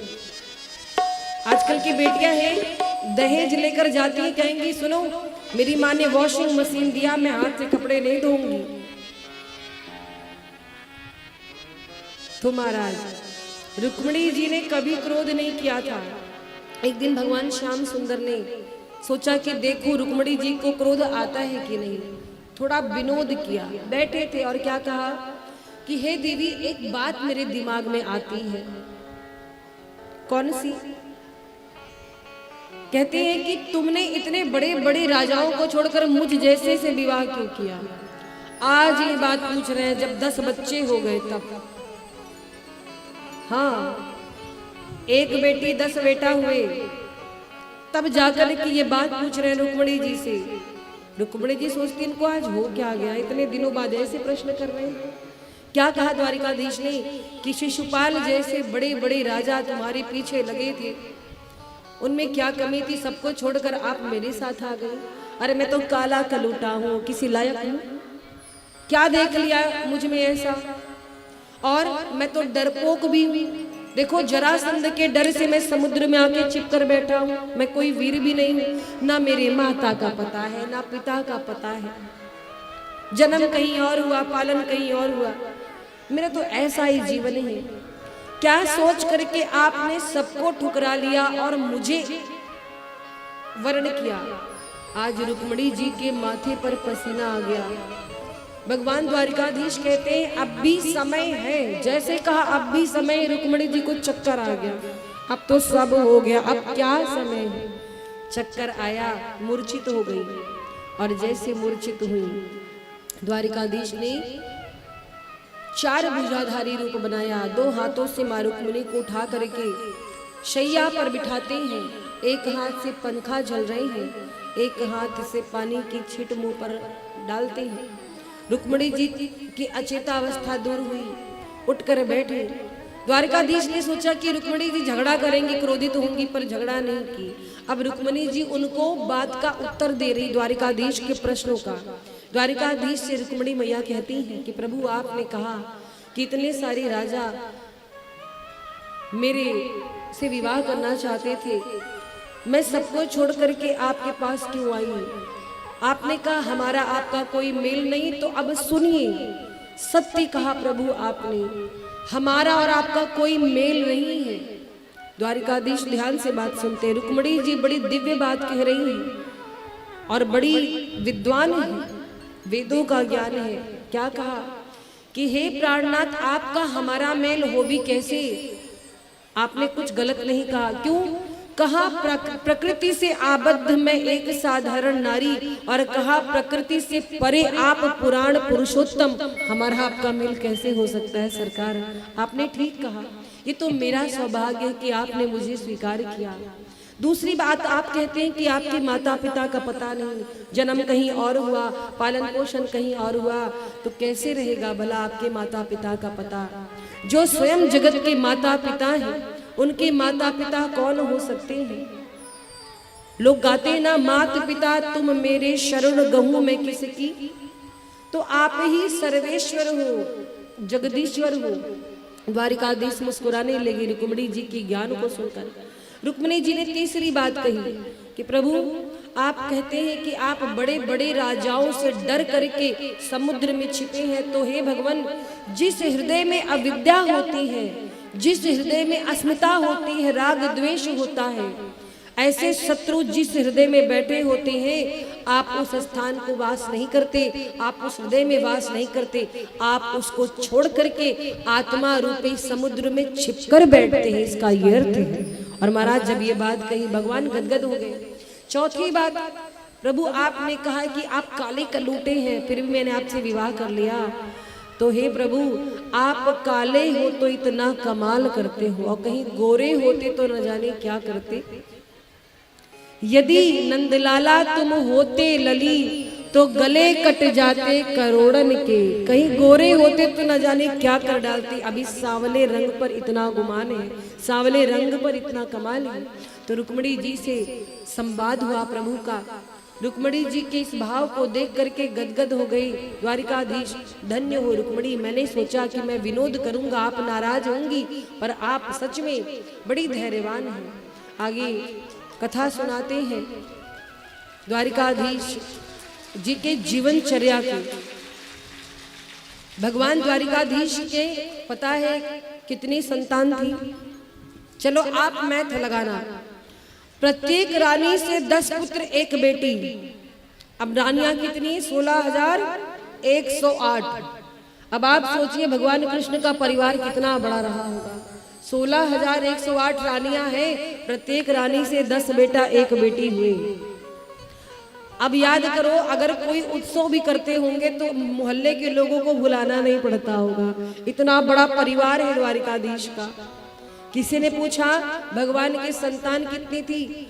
संतान की संख्या तो नहीं पता, पर 4,32,000 गुरुजी पढ़ाने आते थे। प्रेम से बोलो राधे राधे।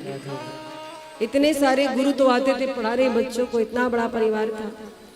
तो सुखदेव जी कथा सुनाते हैं। आगे भगवान की दिनचर्या की परीक्षा लेने नारद जी आए। नारद जी भगवान के दिनचर्या को देख करके, उनके भगवत्ता को देख करके प्रणाम करके गए।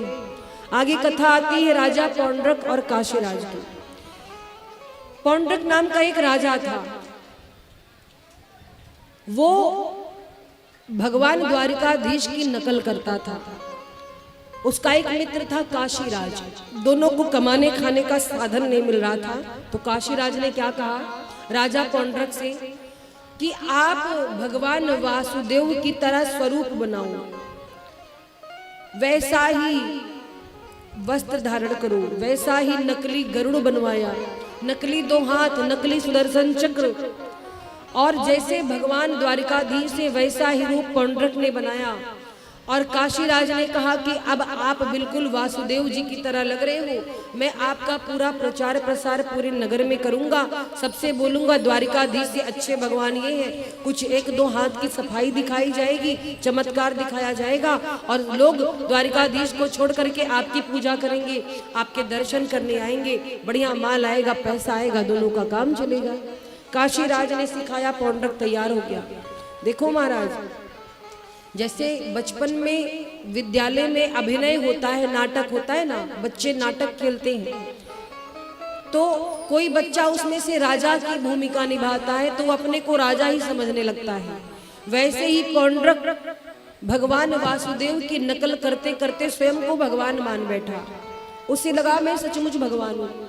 वैसा ही स्वरूप धारण किया, वैसा ही शंख हाथ में, वैसा ही चक्र, वैसे ही हाथ। काशीराज पूरे नगर में डिढोरा पीट दिया कि एक बहुत अच्छे भगवान है पौंड्रक वासुदेव जी, आप इनको प्रणाम करिए। अच्छा, आजकल क्या है ना महाराज, चमत्कार को नमस्कार है, ज्ञान कोई नहीं सुनना चाहता। आज के युग में लोग अपना भला चाहते शॉर्टकट से। अगर किसी को कहो कि रामचरितमानस का पाठ करिए, आपका विचार शुद्ध होगा, व्यवहार बदलेगा, सब कहेंगे अरे महाराज बड़ा समय लगेगा, कोई चमत्कार हो, कोई टोटका बताओ जिससे पट भर में काम हो जाए। शॉर्टकट चाहते हैं लोग कि झट से मेरा काम हो जाए, कोई ऐसी जादू की छड़ी हिलाओ कि सारी प्रॉब्लम समाप्त हो जाए, और इसी के पीछे दुनिया भाग रही है। एक बात जान लो, ईश्वर को छोड़ करके आपकी समस्या कोई दूर नहीं करेगा। इधर उधर भागने से अच्छा है केवल उनको प्रणाम करो। लेकिन आजकल लोग क्या करते हैं, भगवान भी बदल देते हैं। 10 दिन हनुमान जी की पूजा की, हनुमान जी से बात नहीं बनी तो बोलेंगे अब हम शंकर भगवान की पूजा करेंगे। शिव जी से बात नहीं बनी तो पहुंच जाएंगे भगवान कृष्ण की शरण में। भगवान नहीं बदलो, अपने विचार बदलो, किसी एक को इष्ट बनाओ, उसी से सब कुछ कहो। आप हर देवता की पूजा करो, मना नहीं, पर इष्ट कोई एक होने चाहिए जिनको आप अपने दुख सुख सुनाओ। हर किसी के एक इष्ट होते हैं। तो महाराज आपके जो भी इष्ट है उनका नाम जप करो। किसी देवता की निंदा नहीं करनी है, ना यहाँ पर देखना है कौन बड़ा कौन छोटा, सारे देव एक ही है, कोई अलग नहीं है। आपकी जिनमें श्रद्धा है आप उन्हें मानो, पर किसी के कहने से भगवान मत बदल दो, धैर्य रखो। कहीं कहीं मैंने देखा है कि लोग भगवान बदल देते हैं, और नहीं तो महाराज जब भगवान से भी काम नहीं बना, काम में देरी लगी, तो लोग मजार पे चादर चढ़ाने पहुंच जाते हैं। कुछ लोग चर्च में कैंडल लेकर पहुंच जाएंगे कि भगवान काम नहीं कर पा रहे तो हम चर्च में जाएंगे, कैंडल जलाने से काम हो जाएगा। ये शर्म की बात है। आस्था और निष्ठा एक पे रखो। जैसे एक बार विवाह होता है, पति कोई नहीं बदलना चाहता है, न बदल सकता है, ये हमारे सनातन धर्म का नियम है। आप किसी को अपना पिता बोल सकते हो कि आप मेरे पिता जैसे हो, आप किसी को अपनी माँ बोल सकते हो, आप मेरी माँ जैसे हो, किसी नारी को अपनी पत्नी जैसे बोल सकते हो, तुरंत पिटाई लगेगी। बोलो सही है कि गलत? किसी को बोल सकते हो? अरे कोई मैया है, अगर वो आपसे प्रेम से बात कर रही तो कह सकते हो ना कि आप तो हमारी माँ जैसे हो, आप हमारे पिता जैसे हो, आप मेरे दादा जैसे हो, पर नहीं कह सकते आप मेरी पत्नी जैसे हो। महाराज हड्डी टूट जाएगी। तो इसीलिए ईश्वर को बदलना नहीं चाहिए। जैसे पत्नी एक होती है वैसे इष्ट भी एक होते हैं, इष्ट एक होने चाहिए। तो भगवान मत बदलो, धैर्य धारण करो, अपने विचार को बदलो। कथा कहती है तो पौंड्रक राजा ने खूब माया जाल फैलाया, चारों तरफ चमत्कार दिखाई और चमत्कार दिखाई। अब काशी राज सिखाता जा रहा है और पौंड्रक काम करता जा रहा है, अपने दिमाग से काम नहीं किया। कहता मैं खुद भगवान हूँ, मेरी पूजा करो। एक दिन काशी राज ने कहा सुनो, अब तो पूरे नगर में तुम्हारा प्रचार प्रसार हो गया, पैसा भी अच्छा आता है, एक काम करो, द्वारिकाधीश को पत्र भेजो और कह दो कि द्वारिका छोड़ करके कहीं और चले जाए, तब तो पूरी द्वारिका तुम्हारी हो जाएगी, एक छत्र तुम्हारा राज्य हो जाएगा। पौंड्रक कहता है काशीराज से कि क्या द्वारिकाधीश चले जाएंगे? बोले और क्या, धमकी लिखकर भेजो, द्वारिकाधीश छोड़कर चले जाएंगे द्वारिका। पौंड्रक ने वही किया, एक पत्र लिखा, द्वारिकाधीश को धमकी दी कि चुपचाप द्वारिका छोड़कर वापस चले जाओ, और महाराज नहीं तो कल हम तुमसे मिलने आ रहे हैं। सोचा ऐसे कहेंगे द्वारिकाधीश भाग जाएंगे, और हुआ क्या, द्वारिकाधीश को जब पत्र मिला तो द्वारिकाधीश ने स्वयं पत्र भेजा कि तुम हमसे मिलने मत आओ, हम तुमसे मिलने आ रहे हैं।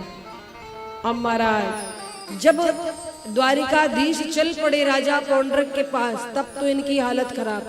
काशीराज से क्या कहा कि तुम्हारे सिखाने में हमने द्वारिकाधीश को धमकी दे दी, चैलेंज कर दिया, वो आ रहे, अब मैं क्या करूं?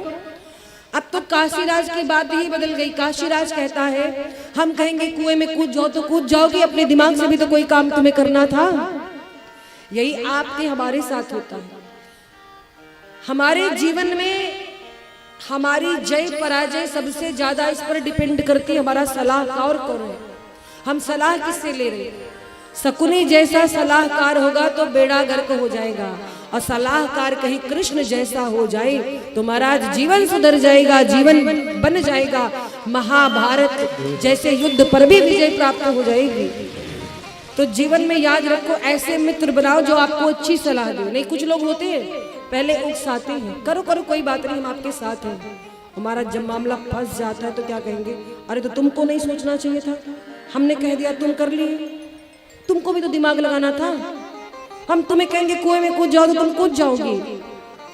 ऐसे लोगों से सावधान रहो महाराज, ऐसे लोग तो केवल बिगाड़ सकते, बना नहीं सकते। काशीराज पौंड्रक को डांटने लगा, इधर भगवान वासुदेव आए, श्री ठाकुर जी पौंड्रक से युद्ध हुआ है, काशीराज का उद्धार किया, पौंड्रक का उद्धार किया। अच्छा एक बात और, पौंड्रक को भगवान ने मारा तो, लेकिन पौंड्रक भगवान के धाम गया, क्यों? क्योंकि उसने कोई पाप नहीं किया था, उसने भगवान कृष्ण का इतना चिंतन किया था, कृष्ण जैसा स्वरूप बना लिया था। और नकल के लिए भी अगर आप किसी की नकल कर रहे हो तो आपको उसके बारे में सोचना पड़ता है, वो कैसा है, उसका स्वरूप कैसा है, कार्य क्या है। तो इसी कारण से पौंड्रक ने दिन रात भगवान कृष्ण का चिंतन किया था और भगवान ने कृपा की। महाराज भगवान से कहो कि हे प्रभु, दुनिया में बहुत से बड़े बड़े पापियों को आपने तारा है, पृथ्वी का भार उतारा है, क्या हमारे पाप आप समाप्त नहीं करोगे? मुझसे अधम अधीर क्या उबारे ना जाएंगे? द्वारिकाधीश भगवान की जय हो। मुझसे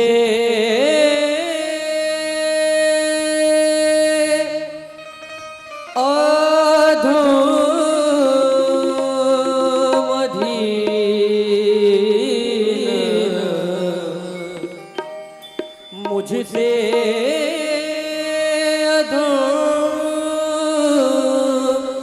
अधीर उबारे न जाएंगे, मुझसे अधम अधीर उबारे न जाएंगे। प्रभु आप दीन बंधु,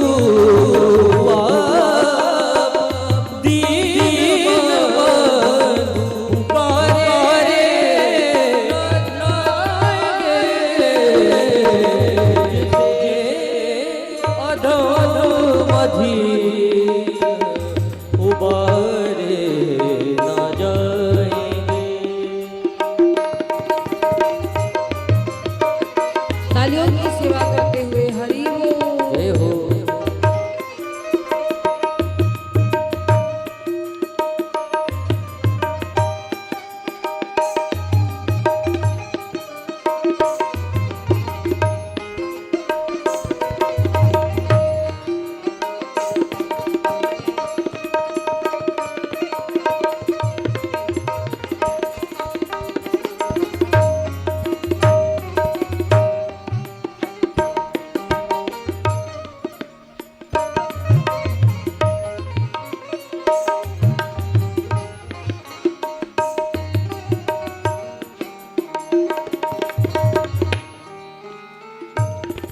जो बिक चुके हैं और खरीदा है आपने,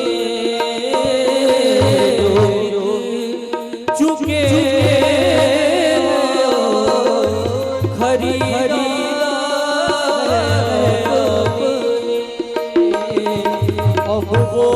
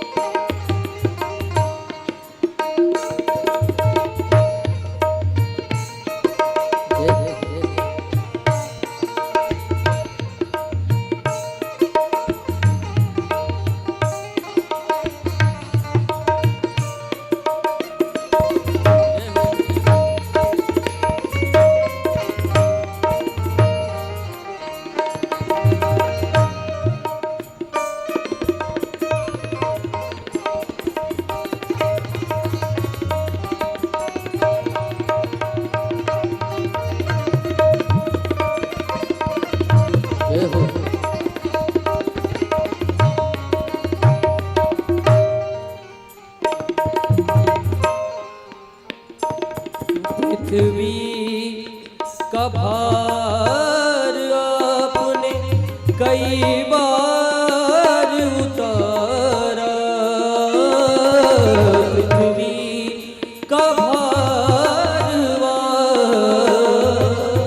कई बार उतारा, क्या मेरे पाप भार, क्या मेरे पाप भार उतारे ना जाएंगे,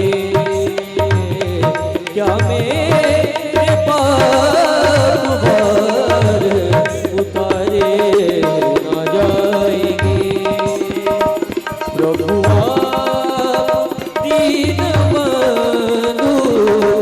आप दीनबंधु, पुकारे न जाए अधम अधीन, उबारे न जाएंगे, उबारे न जाएंगे, उबारे न जाएंगे।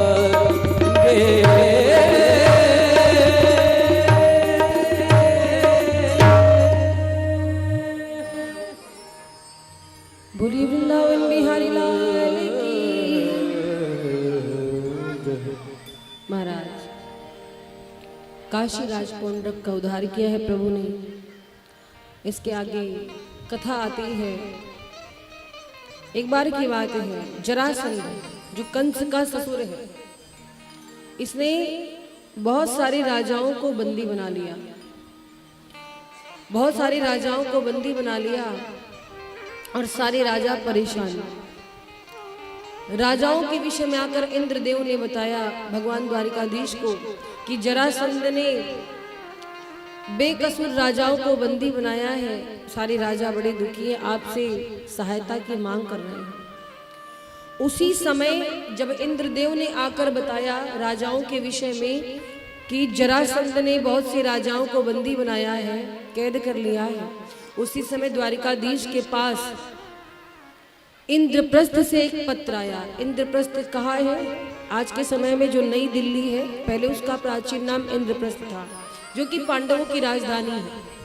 पांडवों की राजधानी में राजसूय यज्ञ हो रहा था। तो पांडवों ने भगवान द्वारिकाधीश को निमंत्रण भेजा राजसूय यज्ञ का। अच्छा, एक चीज और आप लोगों से एक चीज मैं पूछूं, भगवान के पास दो जगह से संदेश आया है। एक निमंत्रण आया है पांडवों की ओर से राजसूय यज्ञ का, दूसरा संदेश आया है कि बहुत सारे राजाओं को जरासंध ने कैद कर लिया है, राजा मुसीबत में है और सहायता मांग रहे हैं। भगवान द्वारिकाधीश को पहले कहाँ जाना चाहिए? राजसूय यज्ञ में जाना चाहिए कि जरासंध से उन राजाओं को छुड़ाने जाना चाहिए? बताओ, बोलो। जरासंध की कैद से राजाओं को छुड़ाने जाना चाहिए ना, क्योंकि जो मुसीबत में पहले उसके पास जाना चाहिए। लेकिन भगवान जरासंध के द्वारा बंदी बनाए गए राजाओं के पास नहीं गए। कहाँ गए? इंद्रप्रस्थ, पांडवों की राजधानी, जहां पर राजसूय यज्ञ चल रहा है। कारण क्या था? कारण ये था कि वहां जाने पर दोनों ही काम हो जाते। दोनों काम कैसे होते? दोनों का संबंध जरासंध से था।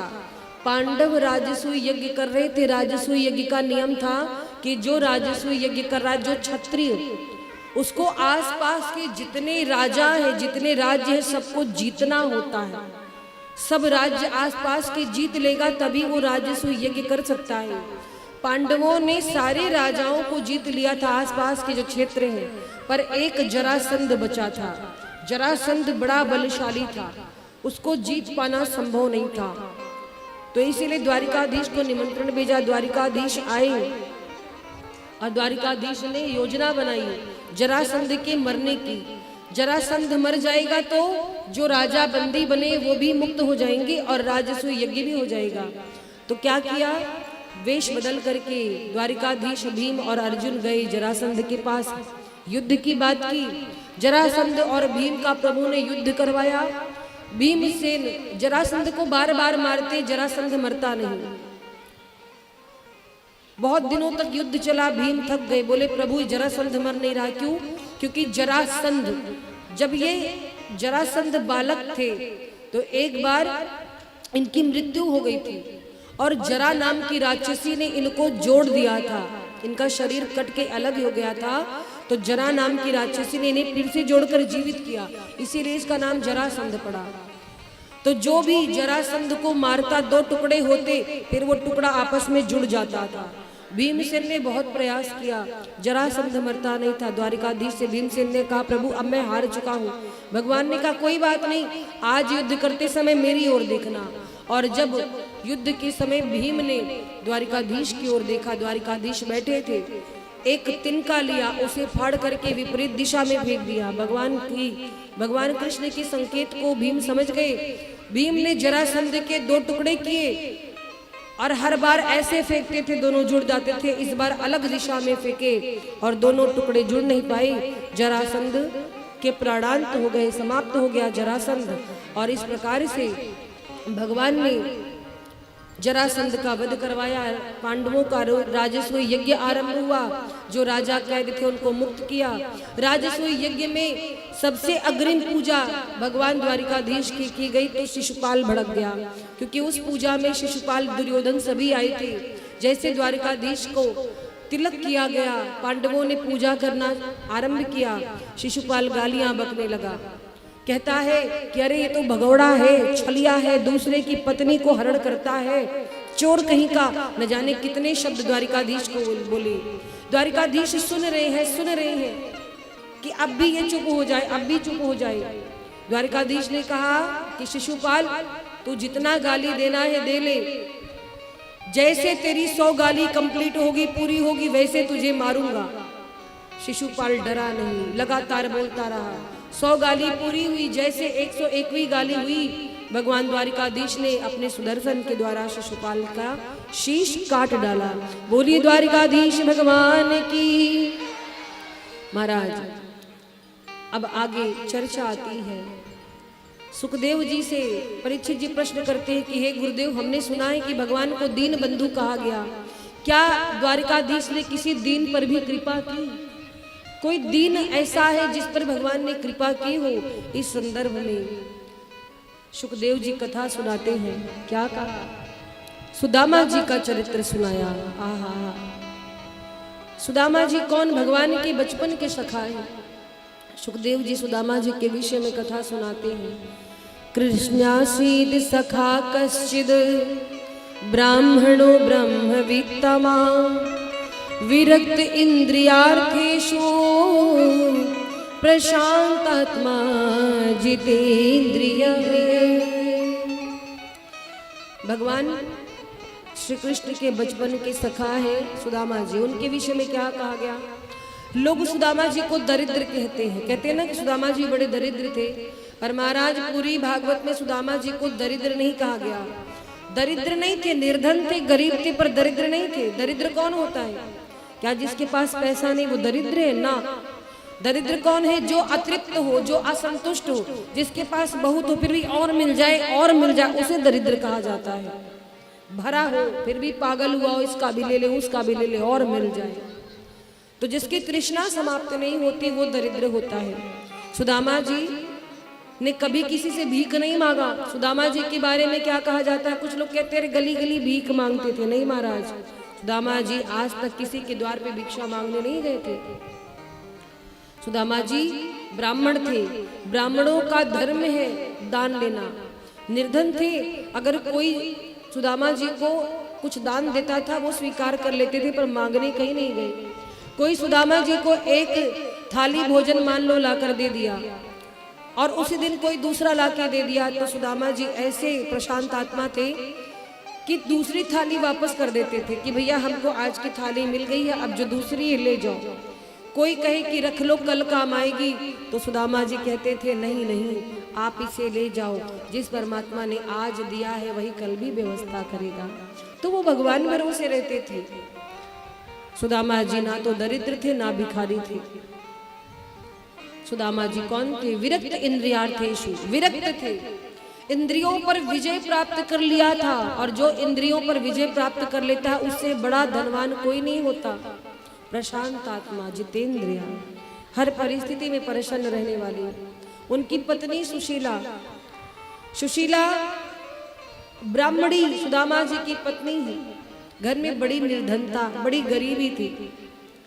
एक दिन की बात है, बच्चे भूखे थे, घर में कुछ खाने को नहीं था। सुशीला आई और सुदामा जी से कहती है कि सुनिए, घर में एक भी अनाज नहीं है। सुदामा जी कहते तो क्या करूं, घर में अनाज नहीं है तो किया क्या जाए।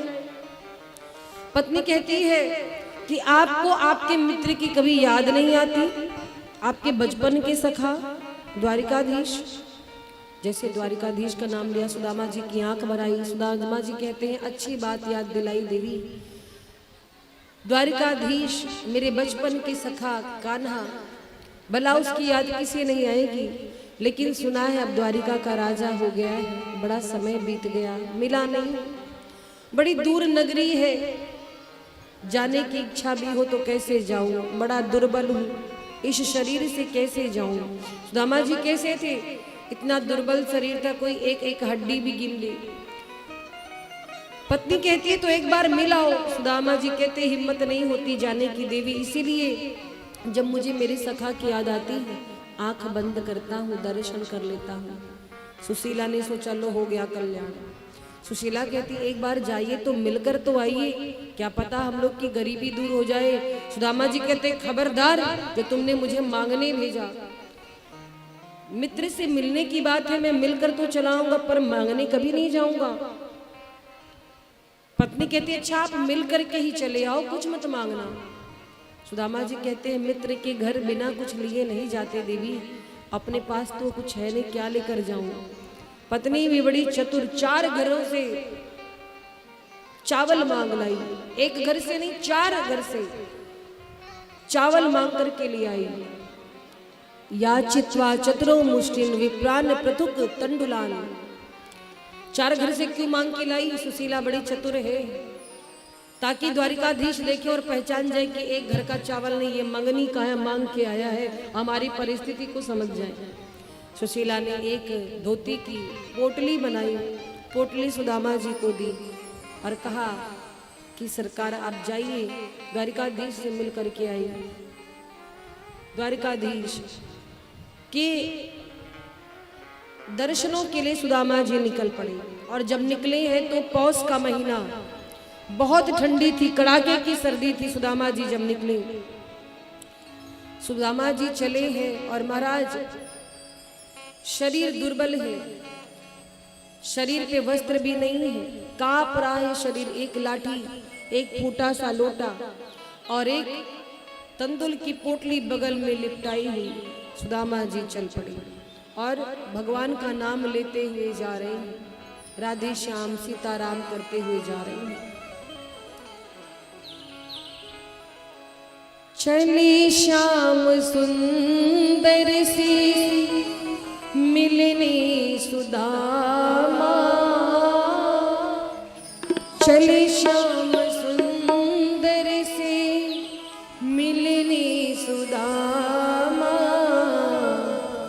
ध्याते चले मन में हरे कृष्ण रामा, ध्याते चले मन में हरे कृष्ण रामा।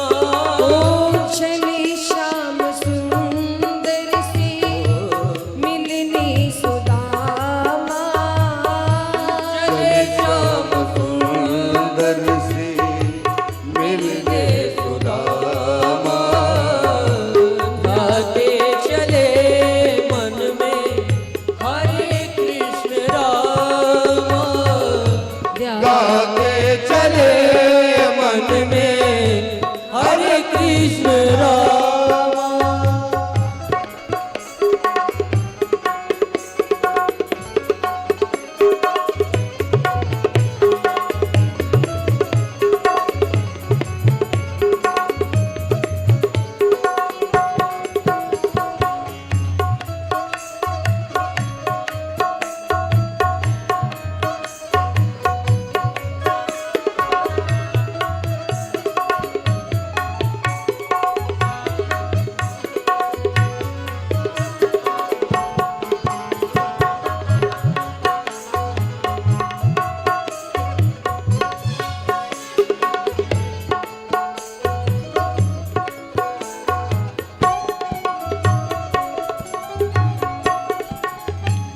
लोटा डोरी कटी लटकाई, लोटा डोरी गले लटकाए, चावल की पोटली बगल में छुपाई, चावल की पोटली मगज में दबाए, चली श्याम सुंदर से मिलने सुदामा, चले श्याम सुंदर से मिलने सुदामा, ध्याते चले मन में हरे कृष्ण राम, ध्याते चले मन में हरे कृष्ण राम। सीता राम राम राम, सीता राम राम राम, सीताराम राम, सीताराम राम राम, राधे श्याम श्याम श्याम, राधे श्याम श्याम श्याम, राधे श्याम श्याम श्याम, राधे श्याम श्याम श्याम। और हमारी अवध में गाते हैं कि भगवान का जो घर है ना वो बहुत दूर है, चंद्रमा से भी दूर है। अवध में गाते हैं जोनियों से दूर बा बलमवा के गाँव रे,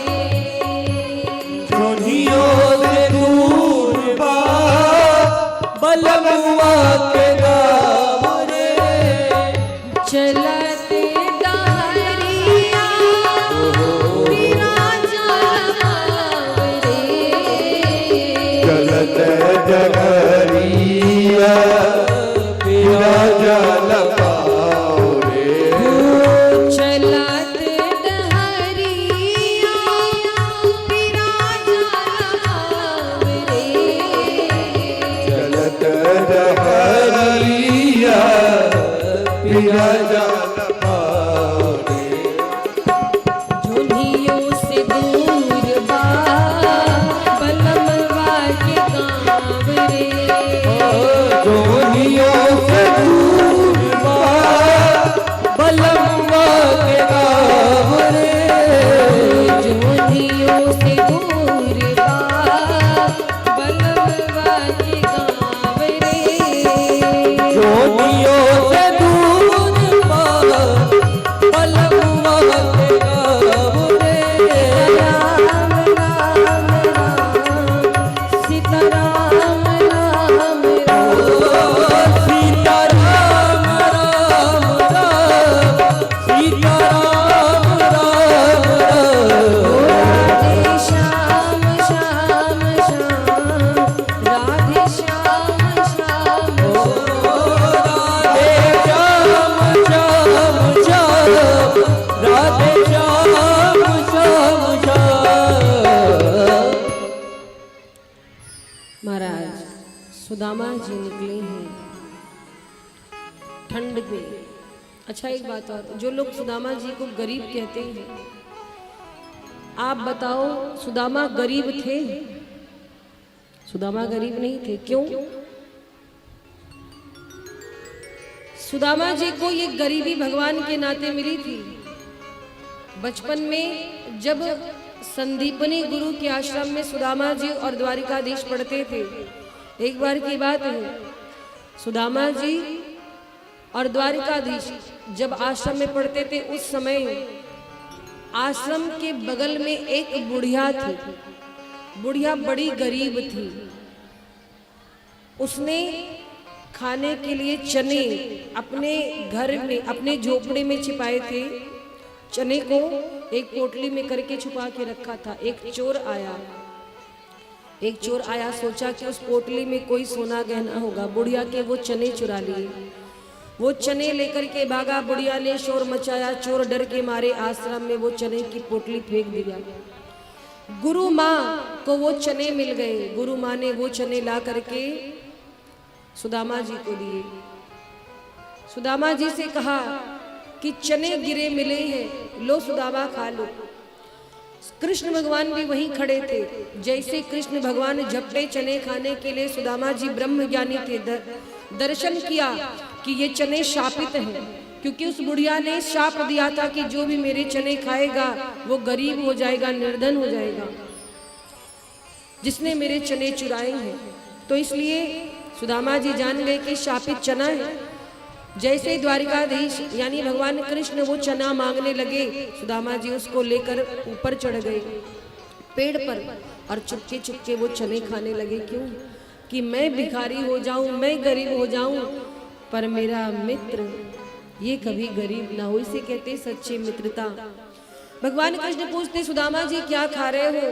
बोले खा कुछ नहीं रहा हूँ, ठंड से दांत कटकटा रहे। झूठ बोल दिया। और महाराज वो चने शापित थे, इसलिए सुदामा जी को निर्धनता मिली। आज दोस्ती के पीछे मिली है ये निर्धनता, इसे कहते मित्रता। मित्रता हो तो सुदामा और कृष्ण जैसे। यहाँ महाराज थोड़ा सा पैसा आता है, लोग अपने मित्र को भूल जाते हैं, क्योंकि लोग लेवल देखते हैं। लेवल, अरे मित्रता होनी चाहिए सुदामा जैसी और कृष्ण जैसी। दर दर भटक रहे सुदामा जी, क्यों? भगवान कृष्ण के कारण। अगर सुदामा को गरीब समझो तो सुदामा जी जैसा बड़ा धनवान इस दुनिया में कोई नहीं है। क्या सजा मिली है मुझको,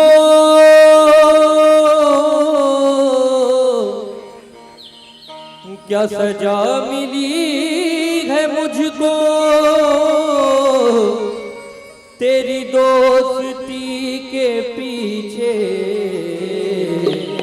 दर दर भटक रहा मेरी दोस्ती के पीछे। दर दर भटक रहा मेरी दोस्ती के पीछे। क्या सजा मिली है मुझको, सजा मिली है मुझको तेरी दोस्ती के पीछे। दर दर भटक रहा तेरी दोस्ती के पीछे। दर दर भटक रहा तेरी दोस्ती के पीछे। आज सुदामा जी चल पड़े हैं पैदल पैदल, पाँव में कांटे चुभते हैं, जय हो। पाँव में कांटे चुभे हैं क्योंकि चरण पादुका भी नहीं पहनी है। गिरते हैं उठते हैं, धन नहीं है कि कोई साधन मिल जाए। और महाराज पैदल पैदल आज इस अवस्था में सुदामा जी जा रहे हैं।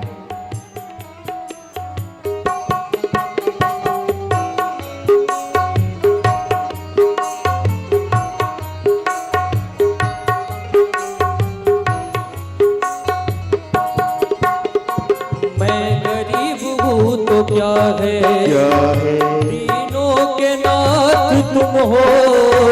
मैं गरीब हूँ तो क्या है तीनों के नाथ तुम हो।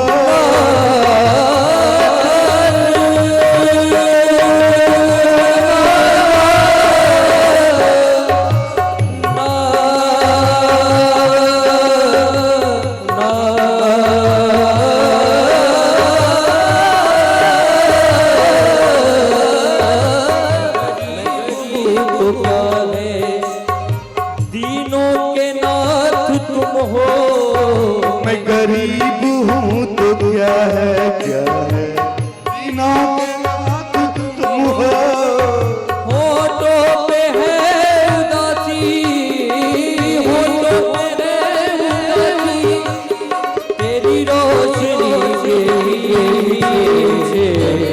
भटक रहा तेरी दोस्ती के पीछे। दर दर भटक रहा तेरी दोस्ती के पीछे।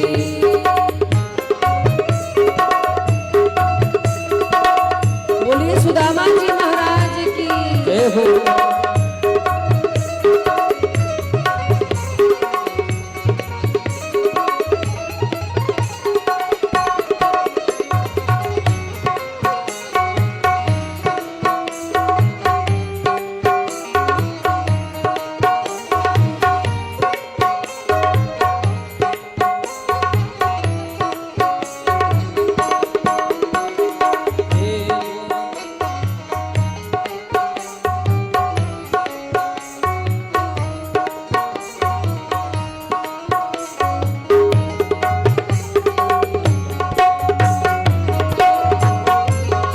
हे द्वारिका के वासी, अखियां दरस की प्यासी। द्वारिका के बासी अखियां दरस की प्यासी, दिखला झलक जरा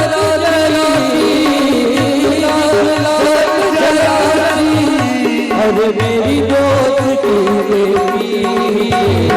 दर भटक रहा तेरी दोस्ती के पीछे।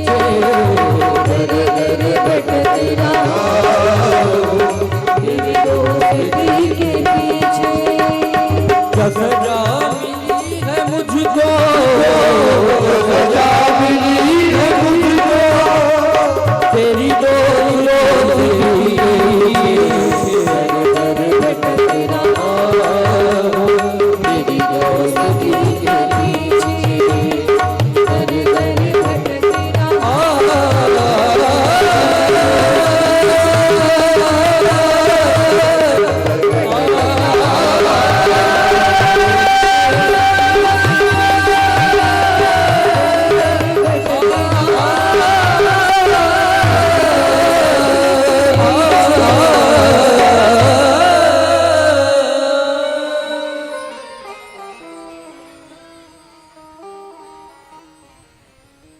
श्री राधे।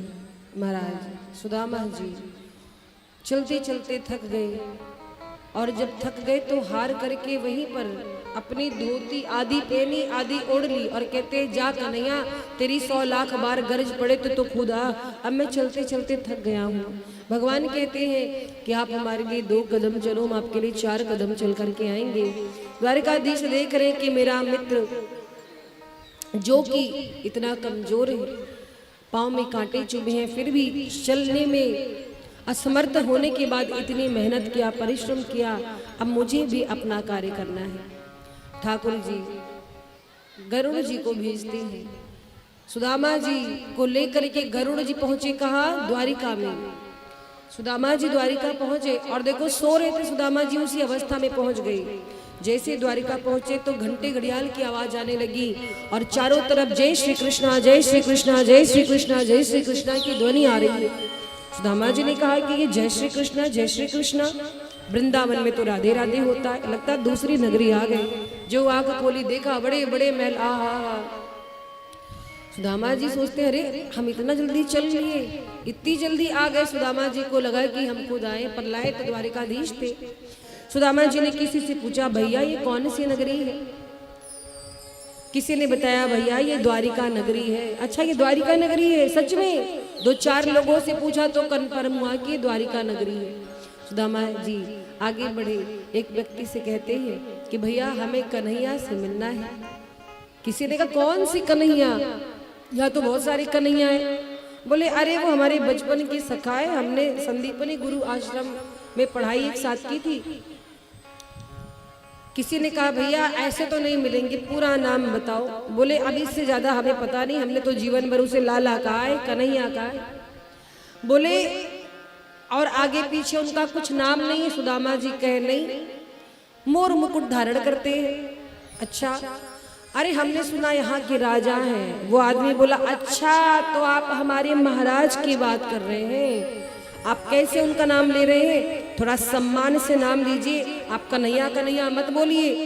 उनका नाम है अनंत श्री समलंकृत छत्रपति राजमूर्ति धर्म चक्रवर्ती सर्वेश्वरेश्वर श्री श्री महाराजाधिराज द्वारिकाधीश महाराज। सुदामा जी बोले भैया इतना बड़ा नाम हम नहीं ले पाएंगे, वो तो मेरे बचपन की सखा, मैं तो कन्हैया कान्हा ही बोलूंगा। व्यक्ति कहता आपको उनसे मिलना है, उनके महल का पता बता दो। बोला आप सीधे जाइए, थोड़ा सा आगे जाएंगे द्वारिकाधीश का महल है। अब सुदामा जी महाराज धीरे धीरे आगे आए और जब आगे आए तो देखा बड़ा दिव्य महल था। द्वारपाल खड़े हैं द्वार पर। सुदामा जी कहते हैं भैया हमें हमारे बचपन के सखा से मिलना है। द्वारपाल कहते हैं आप कहाँ से आए हैं? सुदामा जी कहते हैं हम बहुत दूर से आए हैं और जो आपके राजा है ना महाराज, वो हमारे बचपन के सखा है। द्वारपाल ने देखा, वेशभूषा देखी सुदामा जी की तो सोचा कि हमारे महाराज के ऐसे मित्र, अरे ये तो दीनहीन है, पाँव में जूते भी नहीं है, सिर पर पगड़ी भी नहीं है, ऐसे हमारे महाराज के मित्र तो नहीं हो सकते। लेकिन द्वारपाल ने कहा कि आप यहीं ठहरिए, अभी महाराज विश्राम कर रहे हैं, मैं आपकी सूचना जाकर देता हूँ, तब तक आप द्वार पे रहिए। अब सुदामा जी कहते जाकर के अपने महाराज को मेरा परिचय दीजिएगा। सुदामा जी अपना परिचय देते हैं। क्या कहा? देखो देखो ये गरीबी कहा, कृष्ण के दर पे विश्वास लेके आया हूँ, मेरे बचपन का यार है मेरा श्याम, यही सोच कर मैं आस लेके आया हूँ।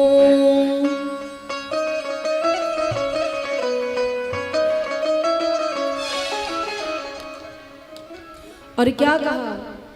अरे द्वारपालो कन्हैया से कह दो, अरे द्वारपालो उस कन्हैया से कह दो कि दर पे सुदामा गरीब आ गया है, कि किधर पे सुदामा गरीब आ गया है।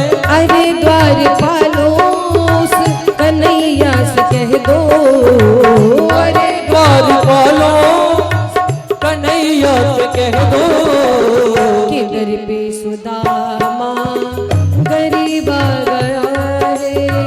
किधर पे सुदामा गरीब आ गया।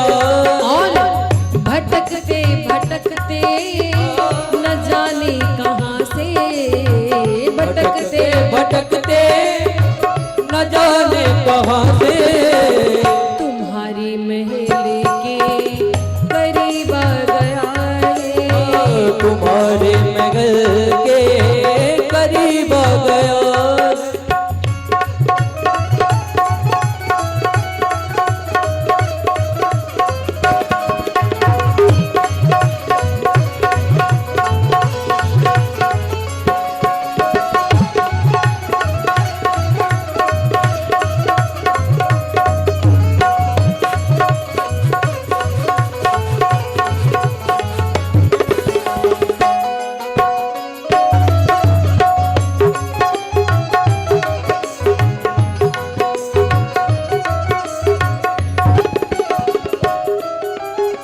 न सर पे है पगड़ी न तन पर है जामा, न सर पे है पगड़ी के मिलके सखावत नसीब आ गया है। मिलने सखावत नसीब आ गया है। द्वारपाल से जब सुदामा जी ने अपना परिचय दिया और कहा जा करके आप कह दीजिए, तब द्वारपाल अंदर गया। महाराज की जय हो। महाराज, द्वार पर एक ब्राह्मण खड़ा है, अत्यंत विपन्न ब्राह्मण है।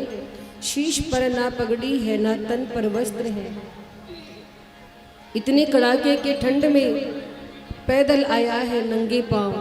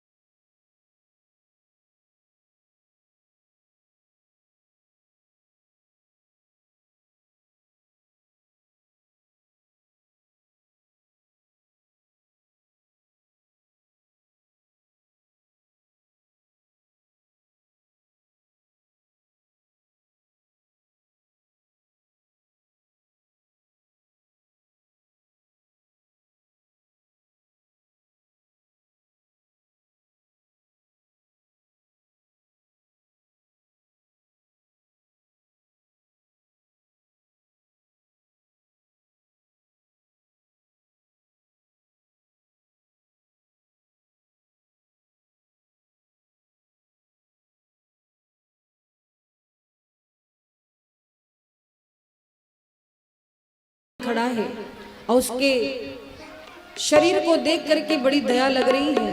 अब द्वारपाल वर्णन कर रहा है, क्या कहता है? शीशे पर गाना झगा तने पे प्रभु जाने को आई बसे के ही ग्रामा। शीशे पर गाना झगा तने पे प्रभु जाने को आई बसे के ही ग्रामा। धोती पटी सिलटी दुपटी पाय उपासन की नई सामा। धोती पटी सिलटी दुपटी पाय उपासन की नई सामा। द्वार खड़ो द्विज दुर्बल एक रहियो चकी सो बसुदा बीरामा। पूछत दीन दयाल को धाम बतावत आपने नाम सुदामा। पूछत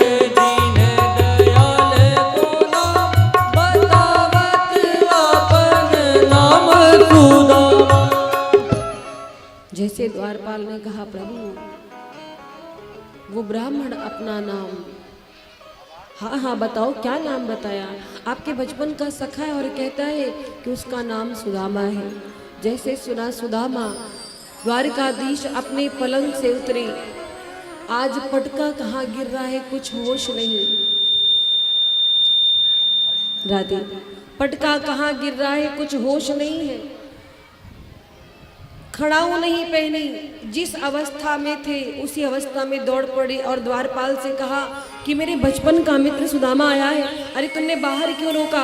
उन्हें अंदर ले आते। कितना बड़ा अपराध तुमने कर दिया। मेरे बचपन का सखा सुदामा आया है। सुदामा कह कह के आज प्रभु दौड़ पड़े और दौड़ते हुए आए। सुदामा जी के सामने खड़े हुए, आंखों से आंसू गिर रहे। सुनते ही दौड़े चले आए मोहन, सुनते ही दौड़े चले आए मोहन, लगाया गले से सुदामा को मोहन हो, लगाया गले से सुदामा को मोहन। हुआ रुक्मिणी को बहुत ही अचंभा, हुआ रुक्मिणी को बहुत ही अचंभा कि ये मेहमान कैसा अजीब आ गया है। मेहमान कैसा अजीब आ गया है। कि मेहमान कैसा अजीब आ गया है। मेहमान कैसा अजीब आ गया है। और महाराज प्रभु पहुंचे हैं। रुक्मणी जी देखने लगी, जितनी है वहां पर पटरानियां सब देख रही हैं। और देखा, सोच रही कि आज इस ब्राह्मण के लिए प्रभु दौड़ रहे हैं। ना चरण पादुका पहनी, ना वस्त्र लिए, पटका भी गिर गया। दौड़े हैं प्रभु और जाकर सुदामा जी को देखा। सुदामा जी की आंखों में आंसू है, द्वारिकाधीश भी रो रहे हैं। पहले तो नजरों से बातें हुई, नजरें चुप हो तब ये बोली। द्वारिकाधीश आज सुदामा जी से मन ही मन क्षमा मांग रहे हैं। सुदामा मेरे मित्र क्षमा करना। और सुदामा जी शिकायत करते हैं किस बात की? ये नहीं कि तुमने गरीबी क्यों दी। सुदामा जी कहते हैं कि द्वारिकाधीश मैं तो दुर्बल हूँ, मैं चल भी नहीं सकता। आप तो आ सकते थे मुझसे मिलने, पर आप इस सुदामा को भूल गए। द्वारिकाधीश कहते हैं सुदामा क्षमा करना, आज मैं जो कुछ हूँ तुम्हारी बदौलत हूँ, लेकिन मैं ऐसा कार्यों में उलझ गया, मैं तुम्हें याद नहीं कर पाया। सुदामा आज द्वारिकाधीश मनी मन क्षमा मांगते हैं।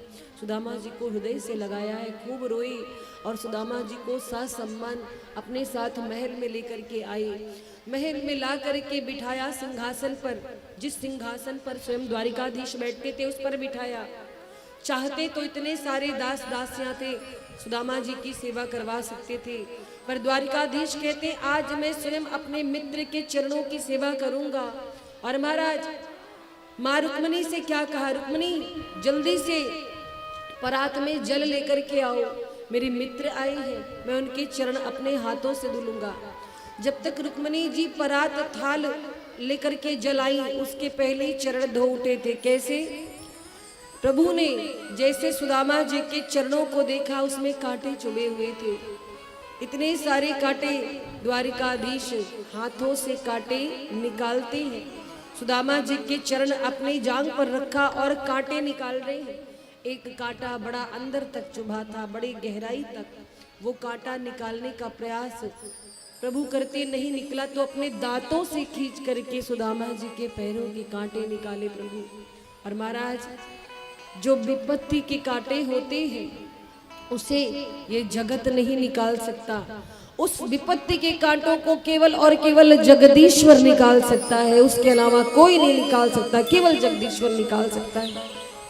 आज द्वारिकाधीश ने कांटे निकाले और इतना रोए सुदामा जी की इस अवस्था को देख करके, हाल को देख करके, कि जल और परात की तो आवश्यकता ही नहीं रह गई। महाराज देखी सुदामा की दीन दशा, करुणा करके करुणा निधि रोए। देखी सुदामा की दीन दशा, करुणा करके करुणा निधि रोए। पानी परात को हाथ छुयो नहीं, नैनन के जल से पग धोए। आज सुदामा जी के चरणों को आज प्रभु अपने नैनों के जल से धो रहे हैं। माँ रुक्मणी पंखा झल रही है। सारे देवता इस ब्राह्मण के सौभाग्य की प्रशंसा करते हैं। धन्य है सुदामा, अरे साक्षात नारायण जिसके चरण पखार रहे हैं। लक्ष्मी जिसको पंखा झल रही हूँ, ऐसा व्यक्ति कोई गरीब हो सकता है?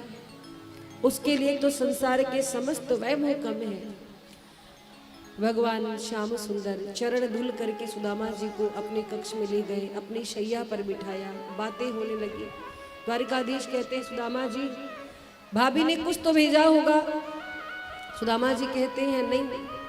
पोटली छिपाने लगे। द्वारिकाधीश ने पोटली निकाली, एक मुट्ठी चावल पाया और पा करके एक लोक सुदामा के नाम कर दिया। दूसरी मुट्ठी चावल की खाई, दूसरा लोक नाम कर दिया सुदामा जी के। तीसरे मुट्ठी में रुक्मणी जी ने हाथ पकड़ लिया, बोली ज्यादा कच्चे चावल खाएंगे तो पेट दर्द होगा। मानो मनी मन कह रही थी सब दे दोगे तो खुद कहाँ रहोगे। द्वारिकाधीश कहते इसने अपना सर्वस्व हमें दिया है। सुदामा जी ने अपना सब कुछ हमें दिया, अभी तो मैंने 2 ही लोक दिए हैं। महाराज इस प्रकार से सुदामा जी से सारी पटरानियां प्रणाम करती हैं। 16,108 रानियों को सुदामा जी ने आशीर्वाद दिया। भगवान से भेंट करके सुदामा जी वापस अपने स्थान को आए। भगवान ने सुदामा जी पर कृपा की। सुदामा जी जब लौटे तो उनकी टूटी फोटी झोपड़ी जो थी वो गायब हो गई और बहुत बढ़िया महल बन गया ठाकुर जी की कृपा से। भगवान क्या कहते हैं कि आप मुझे कुछ मत दो, पत्रम पुष्पम फलम तोयम यो में भक्ता प्रयच्छति। कुछ कोई प्रेम से मुझे पुष्प चढ़ा दे, पत्र चढ़ा दे तो भी मैं स्वीकार करता हूँ। तो महाराज सुदामा जी पर भगवान ने कृपा करी है। आगे सुखदेव जी कथा सुनाते हैं। कथा क्या सुनाई है कि एक बार की बात है, सुभद्रा जी का हरण हुआ। सुभद्रा के हरण की कथा सुनाई है। सुभद्रा जी का हरण हुआ है, किसने किया है? अर्जुन ने, भगवान ने ही कराया था। क्योंकि भैया बलराम दुर्योधन से सुभद्रा जी का विवाह कराना चाहते थे। भगवान ने सुभद्रा का हरण कराया, अर्जुन से विवाह करवाया। इसके बाद आगे की कथाएं सुनाते हैं। कुरुक्षेत्र में सूर्य ग्रहण के समय सारे ब्रजवासी एक दूसरे से मिले। सब सूर्य ग्रहण देखने गए थे, स्नान करने, और महाराज ब्रजवासी भी आए थे, राधा रानी भी आई थी, सब आए थे। द्वारिकाधीश का परिकर आया था, सब एक दूसरे से मिले। वहां पर भगवान द्वारिकाधीश ने ब्रजवासियों से मेल जोल किया, बातें की। राधा रानी से उनकी पटरानियां मिली और जितने भी लोग थे सब द्वारिकाधीश से अपने मन की बात कहते हैं। माँ देवकी कहती हैं कि बेटा मैंने सुना तू ईश्वर है, तू एक काम कर, जो मेरे 6 पुत्र कंस ने मार डाले थे एक बार मैं उन्हें देखना चाहती हूँ। द्वारिकाधीश कहते हैं माँ वो पुत्र आपके नहीं थे, वो पुत्र अगर आपके होते तो आपके पास रहते। पिछले जन्म के कोई शत्रु थे जो पुत्र बन करके आए थे बदला लेने। माँ देवकी का प्रेम कहती एक बार तू दर्शन करा दे। और महाराज भगवान ने उन 6 भाइयों को अपने प्रकट किया। देवकी मैया ने दर्शन किए, स्तनपान कराया। उसके बाद पुनः उन 6 पुत्रों को वापस भेज दिया। इस प्रकार से भगवान ने कृपा करी है। आगे सुखदेव जी कथा सुनाते हैं यदुवंश के संहार की। यदुवंश का संहार कैसे हुआ? पृथ्वी पर जो यादव परिवार थे बहुत ज्यादा संख्या में हो गई। यदुवंशी कितने हो? 56 करोड़ हो गए। इतना बड़ा परिवार हो गया प्रभु का। तो 56 करोड़ यदुवंशी पृथ्वी पर भार स्वरूप होने लगे। भगवान ने सोचा कि अब लीला संवरण का समय आ रहा है। अब लीला संवरण का समय आ रहा है, पृथ्वी का भार उतारने आया हूँ और मेरे सामने पृथ्वी का भार उतर जाए तभी मैं अपने धाम जाऊं। तो क्या किया? यदुवंशी इतने संख्या में थे, भगवान ने एक योजना बनाई सबके संहार की। उद्धव जी को बुलाया और समझाया कि सुनिए, आज से ठीक 7वें दिन ये जो द्वारिका है समुद्र में डूब जाएगी। उद्धव जी प्रणाम करके गए। भैया बलराम शेष रूप धारण करके समुद्र में चले गए। इधर श्री द्वारकाधीश ने क्या किया? यादवों की बुद्धि को भ्रमित कर दिया, भ्रष्ट कर दिया। कैसे? कुछ संत द्वारिका में चातुर्मास के लिए आए, उसमें दुर्वासा ऋषि थे। जामवंती के जो पुत्र थे सांब, उन्होंने योजना बनाई सारे पुत्रों ने कि चल करके संतों के ज्ञान की परीक्षा ली। तो जामवंती के पुत्र को सबने साड़ी पहना दी और पेट पर कपड़ा बांध दिया आगे, जैसे कोई गर्भवती नारी हो, और जाकर के ऋषि से कहते हैं कि महाराज बताइए, ये हमारी भाभी, इनको बेटा होगा कि बेटी? अब वो संत बार बार ध्यान लगा रहे, कुछ दिख ही नहीं रहा, जब कुछ हो तब तो दिखे। दुर्वासा जी बैठे थे बगल, उन्हें बड़ा क्रोध आया, बोले इधर आओ, मैं बताता हूँ बेटा हो गया बेटी। दुर्वासा जी कहते हैं कि तुम लोग संतों का अपमान कर रहे हो, मजा ले रहे हो, मजाक बना रहे हो, जाओ मैं शाप देता हूँ, ना तो इसके बेटा होगा ना तो बेटी, एक ऐसा मूसल इसके उदर से प्रकट होगा जिससे पूरे यदुवंश का सर्वनाश हो जाएगा। और जैसे ही सांबर की साड़ी खोली गई, सच में एक लोहे का मूसल उसके पेट से निकला। अब तो सारे बालक घबरा गए, जाके नाना उग्रसेन को बताया कि हमने संतों का अपमान कर दिया, संतों ने हमें शाप दे दिया, अब क्या करें? उग्रसेन जी ने कहा एक काम करो, इस लोहे के मूसल को चूर्ण करके नदी में फेंक दो, समुद्र में। लेकिन महाराज संतों का आशीर्वाद हो चाहे शाप हो, व्यर्थ नहीं जाता, उनके वचन जो लग जाएं वो सत्य होते हैं। तो दुर्वासा जी ने जो कहा था वही हुआ। लोहे के मूसल को पीस करके समुद्र में फेंक दिया गया, चूर्ण बना करके, पर उसी चूर्ण से ऐरक नाम की घास जमी। भगवान ने यदुवंशियों की बुद्धि को भ्रष्ट कर दिया और सभी आपस में मदिरा पी करके उसी ऐरक घास से लड़ कट करके मर गए। अब बचा कौन? द्वारिकाधीश बचे। द्वारिकाधीश ने क्या किया? द्वारिकाधीश ने भी योजना बनाई। देखो महाराज, कर्म फल सबको भुगतना पड़ता है, चाहे कोई व्यक्ति हो चाहे ईश्वर हो, कर्म फल से कोई बचा नहीं है। द्वारिकाधीश एक बाग में बैठे थे, बागीचे में बैठे थे, एक पैर अपना नीचे भूमि पर रखे थे, दूसरे पैर पर दूसरा पैर, और बैठे जब तो एक बहेलिया देख रहा था। बहेलिये ने सोचा भगवान के चरणों को देख करके कोई हिरन का मुख है। उस बहेलिये ने तीर चलाया, वो तीर आकर भगवान के चरणों में लगे। भगवान के चरणों में लगी, पीड़ा हुई। बहेलिया रोता हुआ आया, कहता है प्रभु क्षमा करिए, मैंने सोचा कोई हिरन है इसलिए मैंने तीर मार दिया। द्वारिकाधीश कहते हैं नहीं नहीं, ये मेरी मर्जी से हुआ है। ये बहेलिया कौन था? ये बहेलिया कोई और नहीं, त्रेता में सुग्रीव का भाई जो बाली था वही बहेलिया था। कभी प्रभु राम ने उसे छिप कर तीर मारा था, आज वो बहेलिया छिप करके कृष्ण जी को तीर मारता है। तो महाराज कर्म फल सबको भुगतना पड़ता है। वो तीर किसका बना था?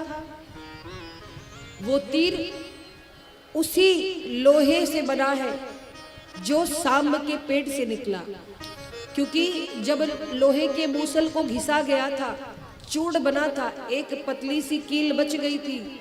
उस कील को एक मछली ने निगल लिया, मछली से मछुआरे ने निकाला, मछुआरे ने एक बहेलिये को दिया, बहेलिये ने उसी कील को घिस करके बाढ़ बनाया। आज वही बाढ़ आकर प्रभु के चरणों में लगा है। और महाराज जब चरणों में लगा तो भगवान का शरीर छूटा। भगवान का शरीर छूटा है और भगवान के शरीर से एक दिव्य ज्योति निकली। वही ज्योति आकर के श्रीमद् भागवत महापुराण में समाहित हो गई। बोलिए श्रीमद् भागवत महापुराण की जय हो। महाराज परीक्षित जी को सुखदेव जी कथा सुना रहे थे। सुखदेव जी कहते हैं परीक्षित आज कथा का 7वां दिन है, अब बताओ आपको मरने से डर लगता है? परीक्षित जी कहते हैं नहीं सरकार, अब मुझे मृत्यु से भय नहीं लगता, मैंने जीवन को जान लिया है, सत्य को जान लिया है। महाराज सुखदेव जी कथा सुना करके जाते हैं, परीक्षित जी ने प्रणाम किया। सुखदेव जी कथा सुना रहे थे, लेकिन सच बोलूं तक्षक नाग आया। तक्षक नाग ने परीक्षित जी के शरीर को डस लिया, लेकिन तक्षक नाग के डसने से पहले ही परीक्षित जी अपना शरीर छोड़कर जा चुके थे। क्यों? क्योंकि भागवत की कथा को सुन करके वो अमर हो चुके थे। शरीर छूटा पर आत्मा अमर हो गई। तो महाराज इस प्रकार से सुखदेव जी ने परीक्षित जी पर कृपा की, जो पाप लगा था उस पाप से परीक्षित जी मुक्त हुए। श्रीमद् भागवत की कथा भगवान के 24 अवतारों की कथा है, जिसमें अंशावतार है, कला अवतार है, 2 अवतार पूर्णावतार है, राम और कृष्ण की कथा विस्तार से कही गई है, जिसमें ज्यादा विस्तार से भगवान कृष्ण की कथा कही गई है। भगवान के जन्म से लेकर के उनके स्वधाम गमन तक। आइए आज कथा का विश्राम है। हम सभी कथा के विश्राम श्लोक को बोलेंगे। मैं जो बोलूंगी आप लोग दोहराइएगा, क्योंकि ये कथा का विश्राम श्लोक है, सबको बोलना है। नाम संकीर्तनम यस्य नाम संकीर्तनम यस्य सर्व पाप प्रणाशनम सर्व पाप प्रणाशनम प्रणामो दुख शमनः प्रणामो दुख शमनः तम नमामि हरिं परम तम नमामि हरिं परम तम नमामि हरिं परम तम नमामि हरिं परम। बोलिए श्रीमद् भागवत महापुराण की। महाराज जितने भी भक्त यहाँ बैठे हैं सभी से एक ही बात कहना है कि बड़ा आनंद है आप सबके मध्य कथा करके। रानीपट्टी कुमारखंड पंचायत सुखासन आलोक कुमार यादव जी के परिकर, इनके सुपुत्र आशीष यादव जी, पुत्र वधु वंदना कुमारी जी जो कि मुख्य यजमान बने।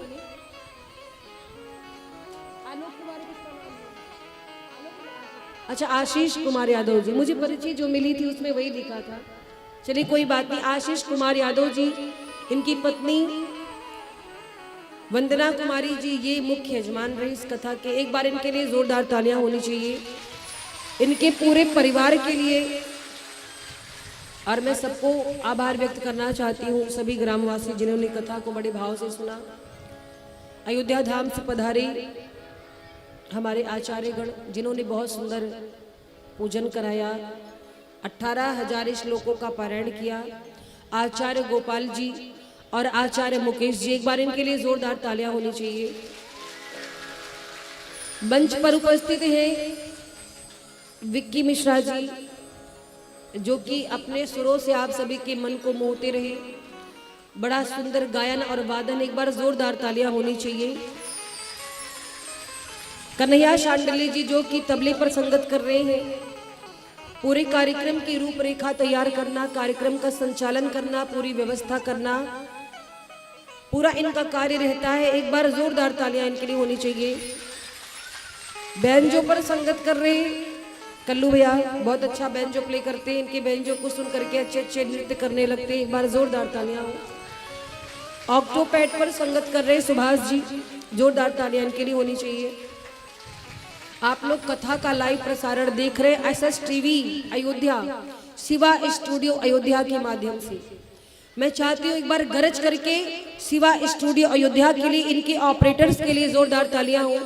छोटे भाई शिवम और नरेंद्र, इन्होंने इस कथा को दूर दूर तक पहुंचाया है, तो एक बार गरज करके तालियां होनी चाहिए। शिवा स्टूडियो अयोध्या, जो भी हम लोग की कथाएं होती हैं शिवा स्टूडियो अयोध्या के माध्यम से लाइव प्रसारित होती हैं, और इससे आप सभी भक्तों का प्रेम मिलता है। अभी आप बैठ जाइए, बड़ी जल्दीबाजी रहती है आप लोग को भाई। माताएं अभी बैठ जाएं 10 मिनट। भंडारा होता रहे तो महाराज कोई उठेगा नहीं। कल पूरी मिली, अभी पूरी मिली। कल भंडारा भी है,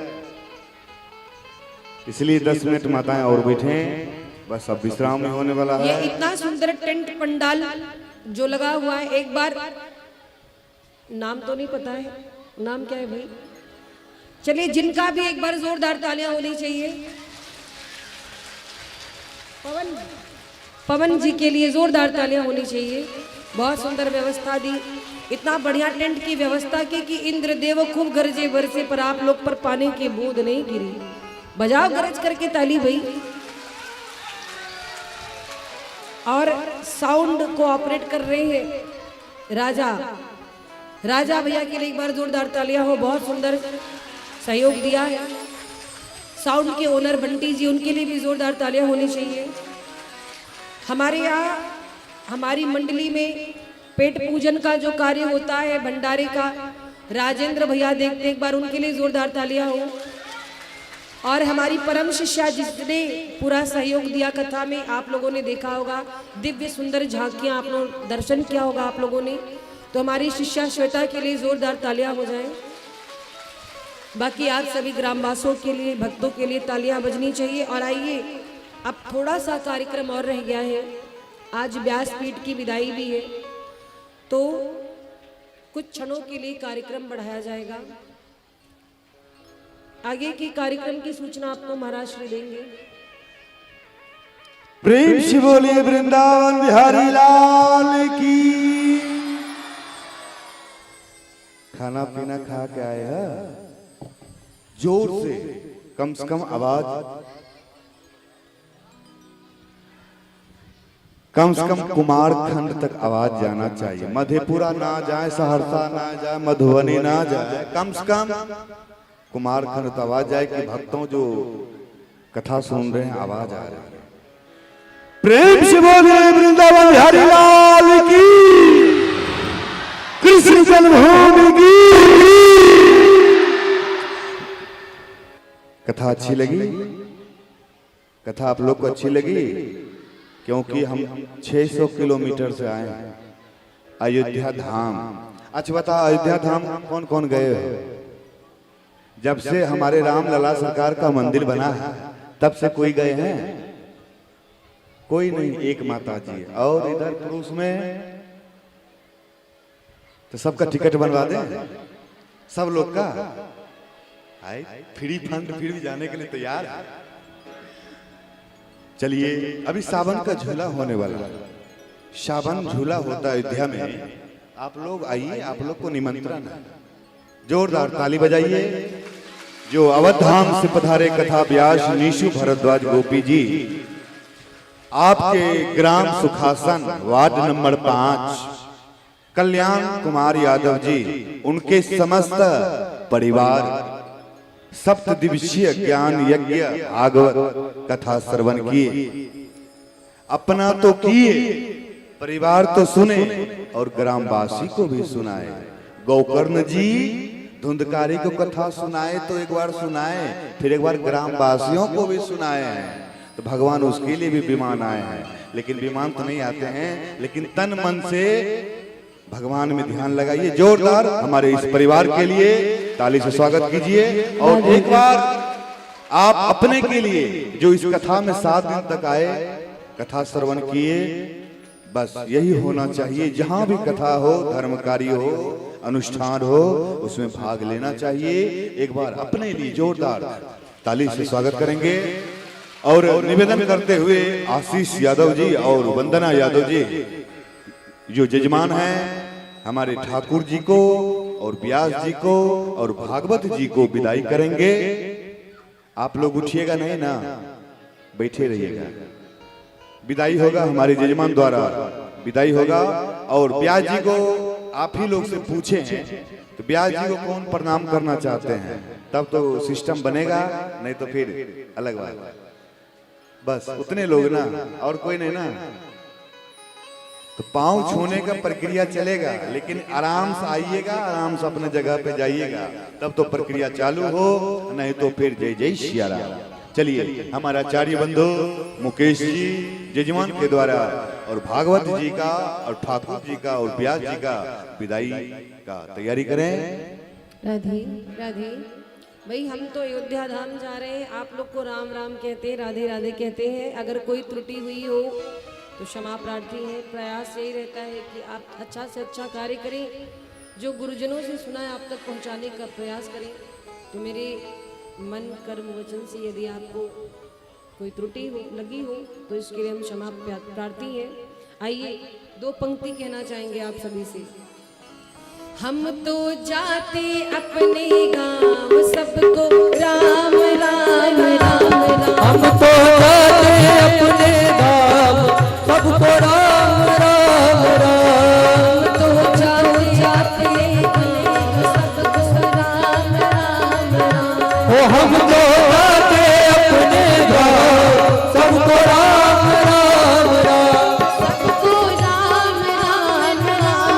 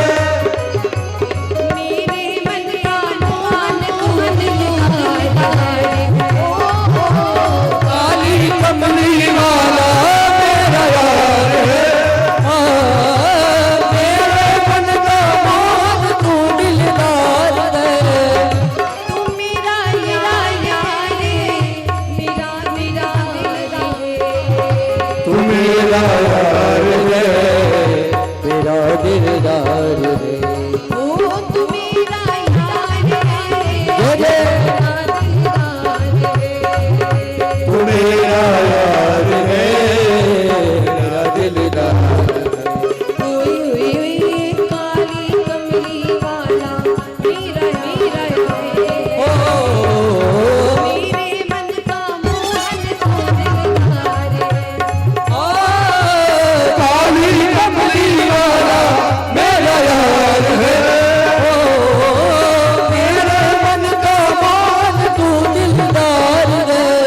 और मनमोहन में तेरा दीवाना, गाँव बसी तराना, गाँव बस अब यही तराना, गाँव बस अब यही तराना। ओ मनमोहन में तेरा दीवाना, गाँव बस अब यही ओ तराना। गाँव बस अब यही तराना, गाँव बस अब यही तराना। श्याम सलोने तू मेरा रिजवार है। श्याम सलोने तू मेरा रिजवार है। मेरे मन का मोहन दिलदार है। ओ काली कमली वाला मेरा यार है, मेरे मन का मान तू दिलदार है। हम तो जाके अयोध्या धाम, सबको राम राम राम। हम तो अयोध्या धाम, सबको राम राम राम। हम तो जाके अपने धाम, सबको राम राम राम। तो जाते अपने धाम, सबको राम राम राम। सबको राम राम राम। सबको राम राम राम। बोली वृंदावन बिहारी लाल की, श्रीमद् भागवत महापुराण की, जय। राधे रानी सरकार की जय हो। जय जय श्री राधे श्याम।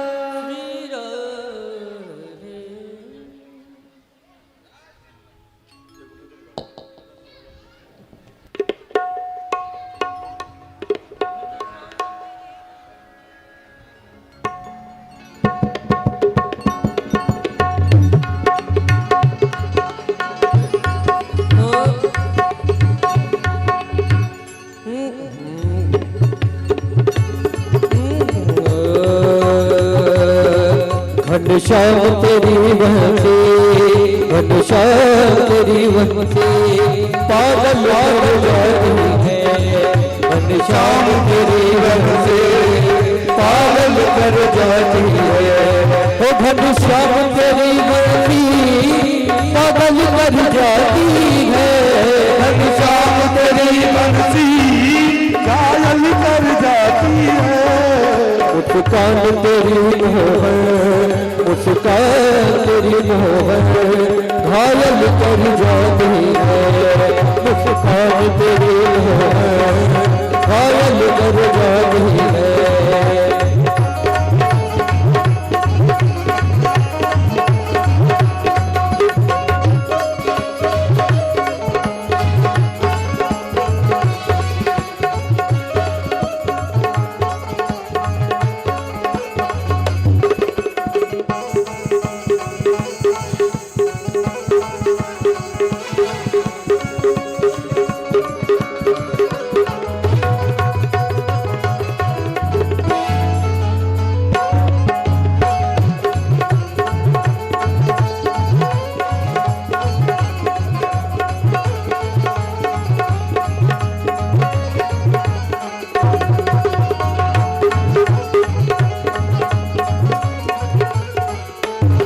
सोने की होती तो क्या करते तुम मोहन।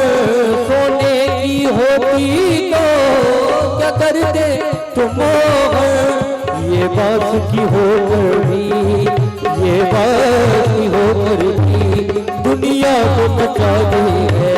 ये बात की हो गई दुनिया को बचा दी है।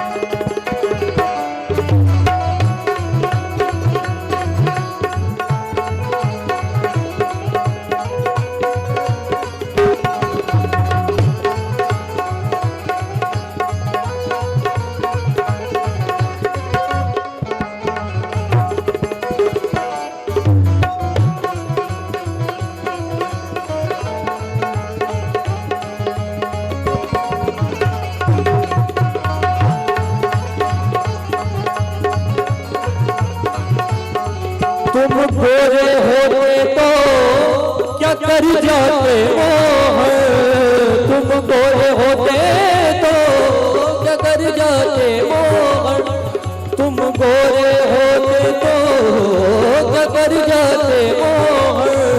जब काले रंग पड़ेगी, जब काले रंग पड़ेगी, दुनिया मर जाती है। जब काले रंग पड़ेगी, दुनिया मर जाती है। हम शाम तेरी बहती पागल कर जाती है।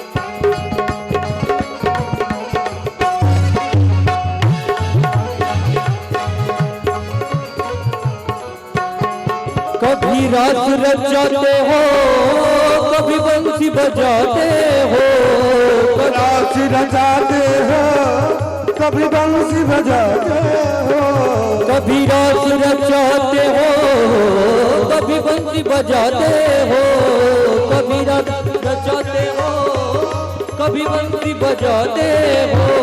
कभी माखन खाने की, कभी माखन खाने की घर में आ जाते हो। शाम तेरी बहती पागल कर जाती है। ओ घनश्याम तेरी बहती पागल कर जाती है। घनश्याम तेरी बंसी पागल कर जाती है। मुस्कान तेरी मोहन, मुस्कान तेरी मोहन घायल कर जाती है। तेरी मोहन घायल कर जाती है। चलिए आचार्य जी माइक ले लीजिए।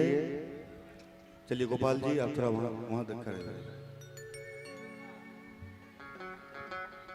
ये हमारे जजमान द्वारा ठाकुर जी और व्यास जी का और भागवत जी का विदाई हो रही है।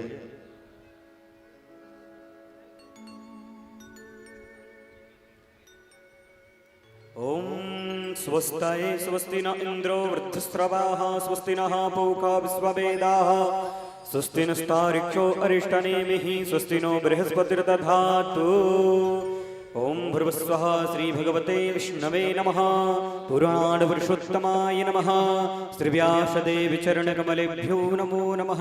सुचक्षा अहमक्षिभ्यां भूया सग्गुं सुवर्चामुखेन सुश्रुतकर्णाभ्यां भूया सम्मा।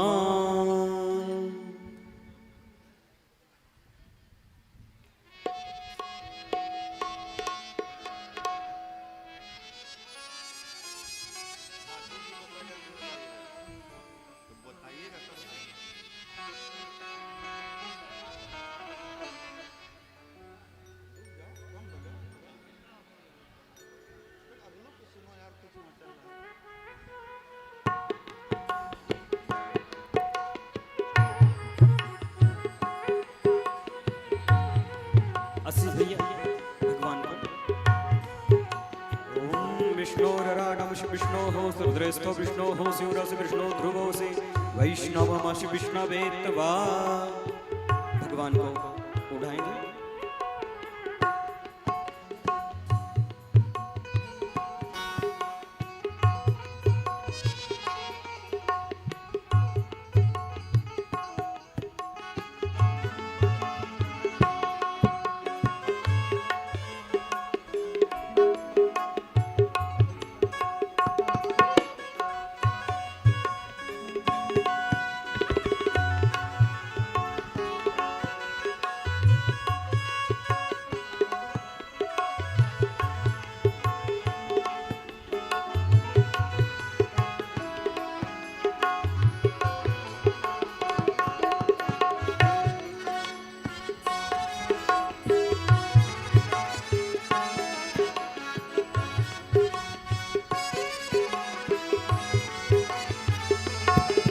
आशीष भैया जी से निवेदन, आप सभी का सम्मान करेंगे, सबको तिलक वंदे करेंगे।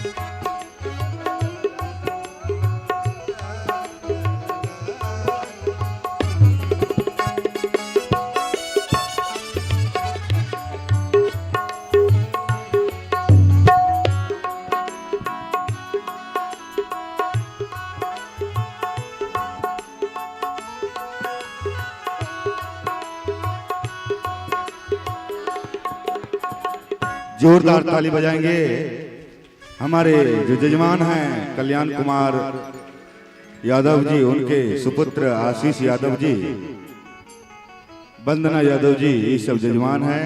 सभी कलाकार को अंग वस्त्र देते हुए विदाई देते हुए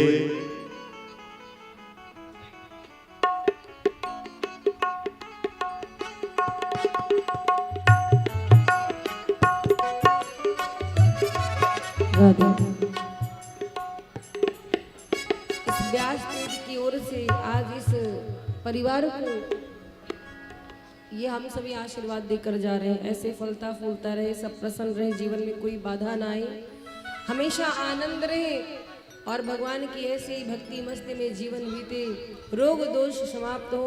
हर हर महादेव। और साथ ही साथ जितने भक्त यहाँ बैठे हैं, श्री ठाकुर जी से प्रार्थना करेंगे आप सबकी विपत्ति समाप्त हो, जीवन के कष्ट दूर हो, आप सभी स्वस्थ रहे, मस्त रहे, भगवान का भजन करते रहे, बुराई से बचें, अच्छाई की ओर अग्रसर हो। जिनका विवाह नहीं हुआ है बढ़िया विवाह हो जाए, जिन्हें जिस प्रकार की कमी हो, किसी को धन की कमी हो तो वो पूर्ण हो, ठाकुर जी की कृपा हो। तन मन धन से आपने सहयोग किया है तो उसका फल तो मिलना चाहिए। जो बाल गोपाल बैठे हैं, विद्यार्थी जन है, पढ़ाई में उनका दिमाग अच्छा हो, जो भी उनका उद्देश्य हो, उनका लक्ष्य, उसकी प्राप्ति हो, चाहे वो नौकरी हो, चाहे पढ़ाई लिखाई हो, खूब आगे बढ़े, आप लोग प्रसन्न रहे, सबके बाल बच्चे सुखी रहे। जितने भक्त यहाँ बैठे हैं, अगर आप में कोई बुराई हो तो परमात्मा उस बुराई को दूर करिए, आप सभी का जीवन खुशहाल हो, इस पूरे गांव पर श्री ठाकुर जी की कृपा बरसे। जय जय श्री राधे। चलिए अब व्यास जी आपके सामने आ रहे हैं। जिनको भी पांव छूना चाहते हैं, आशीर्वाद लेना चाहते हैं, 10 से 15 मिनट का समय। हरि की कथा सुनाने वाले तुझको लाखों प्रणाम। चलिए हमारे बीच, आपके बीच व्यास भगवान आ रहे हैं। कैमरा भैया, कैमरा वाले साइड कर लेना। हाँ, उधर से आएंगे, उधर से माताएं आएंगे और इधर से निकल जाएंगे। उधर से प्रणाम करेंगे, इधर से निकलते जाएंगे, बीच से कोई नहीं आएंगे। राजेंद्र जी मेरी आवाज सुन रहे हैं, थोड़ा आप आ जाइए। राजेंद्र भैया आइए।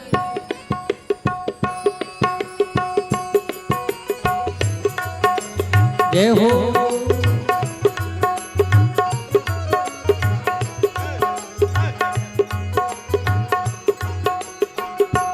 हरि की कथा सुनाने वाले, गोविंद की कथा सुनाने वाले, हरि कथा सुनाने वाले, प्रभु की कथा सुनाने वाले, तुमको लाखों प्रणाम, तुमको लाखों प्रणाम, तुमको लाखों प्रणाम, तुमको लाखों प्रणाम। हरि की कथा सुनाने वाले, हरि की कथा सुनाने वाले, प्रभु की कथा सुनाने वाले तुमको लाखों प्रणाम।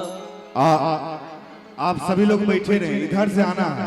जब इधर रास्ता क्लियर होगा आप लोग उधर से आएंगे। आप लोग बैठे रहे, जो उधर खड़े हैं आप लोग बैठ जाओ, आराम से आना, आशीर्वाद लेना है ना, इसलिए आराम से आओ। उधर से आएंगे, इधर निकलते जाएंगे आशीर्वाद लेते हुए।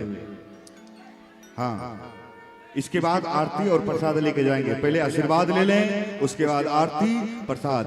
आराम से 5-5 भैया जी, 5-5 छोड़ते जाइए। इधर से कोई नहीं आएंगे। इधर रोकिए रास्ता, इधर रास्ता रोकिए। यह देखा, यही तो गड़बड़ है। ये कोई सिस्टम में है? आप लोग सिस्टम में नहीं है। चलिए पीछे चलिए। जब इतना समझा रहे हैं तो आप लोग नहीं समझ रहे हो।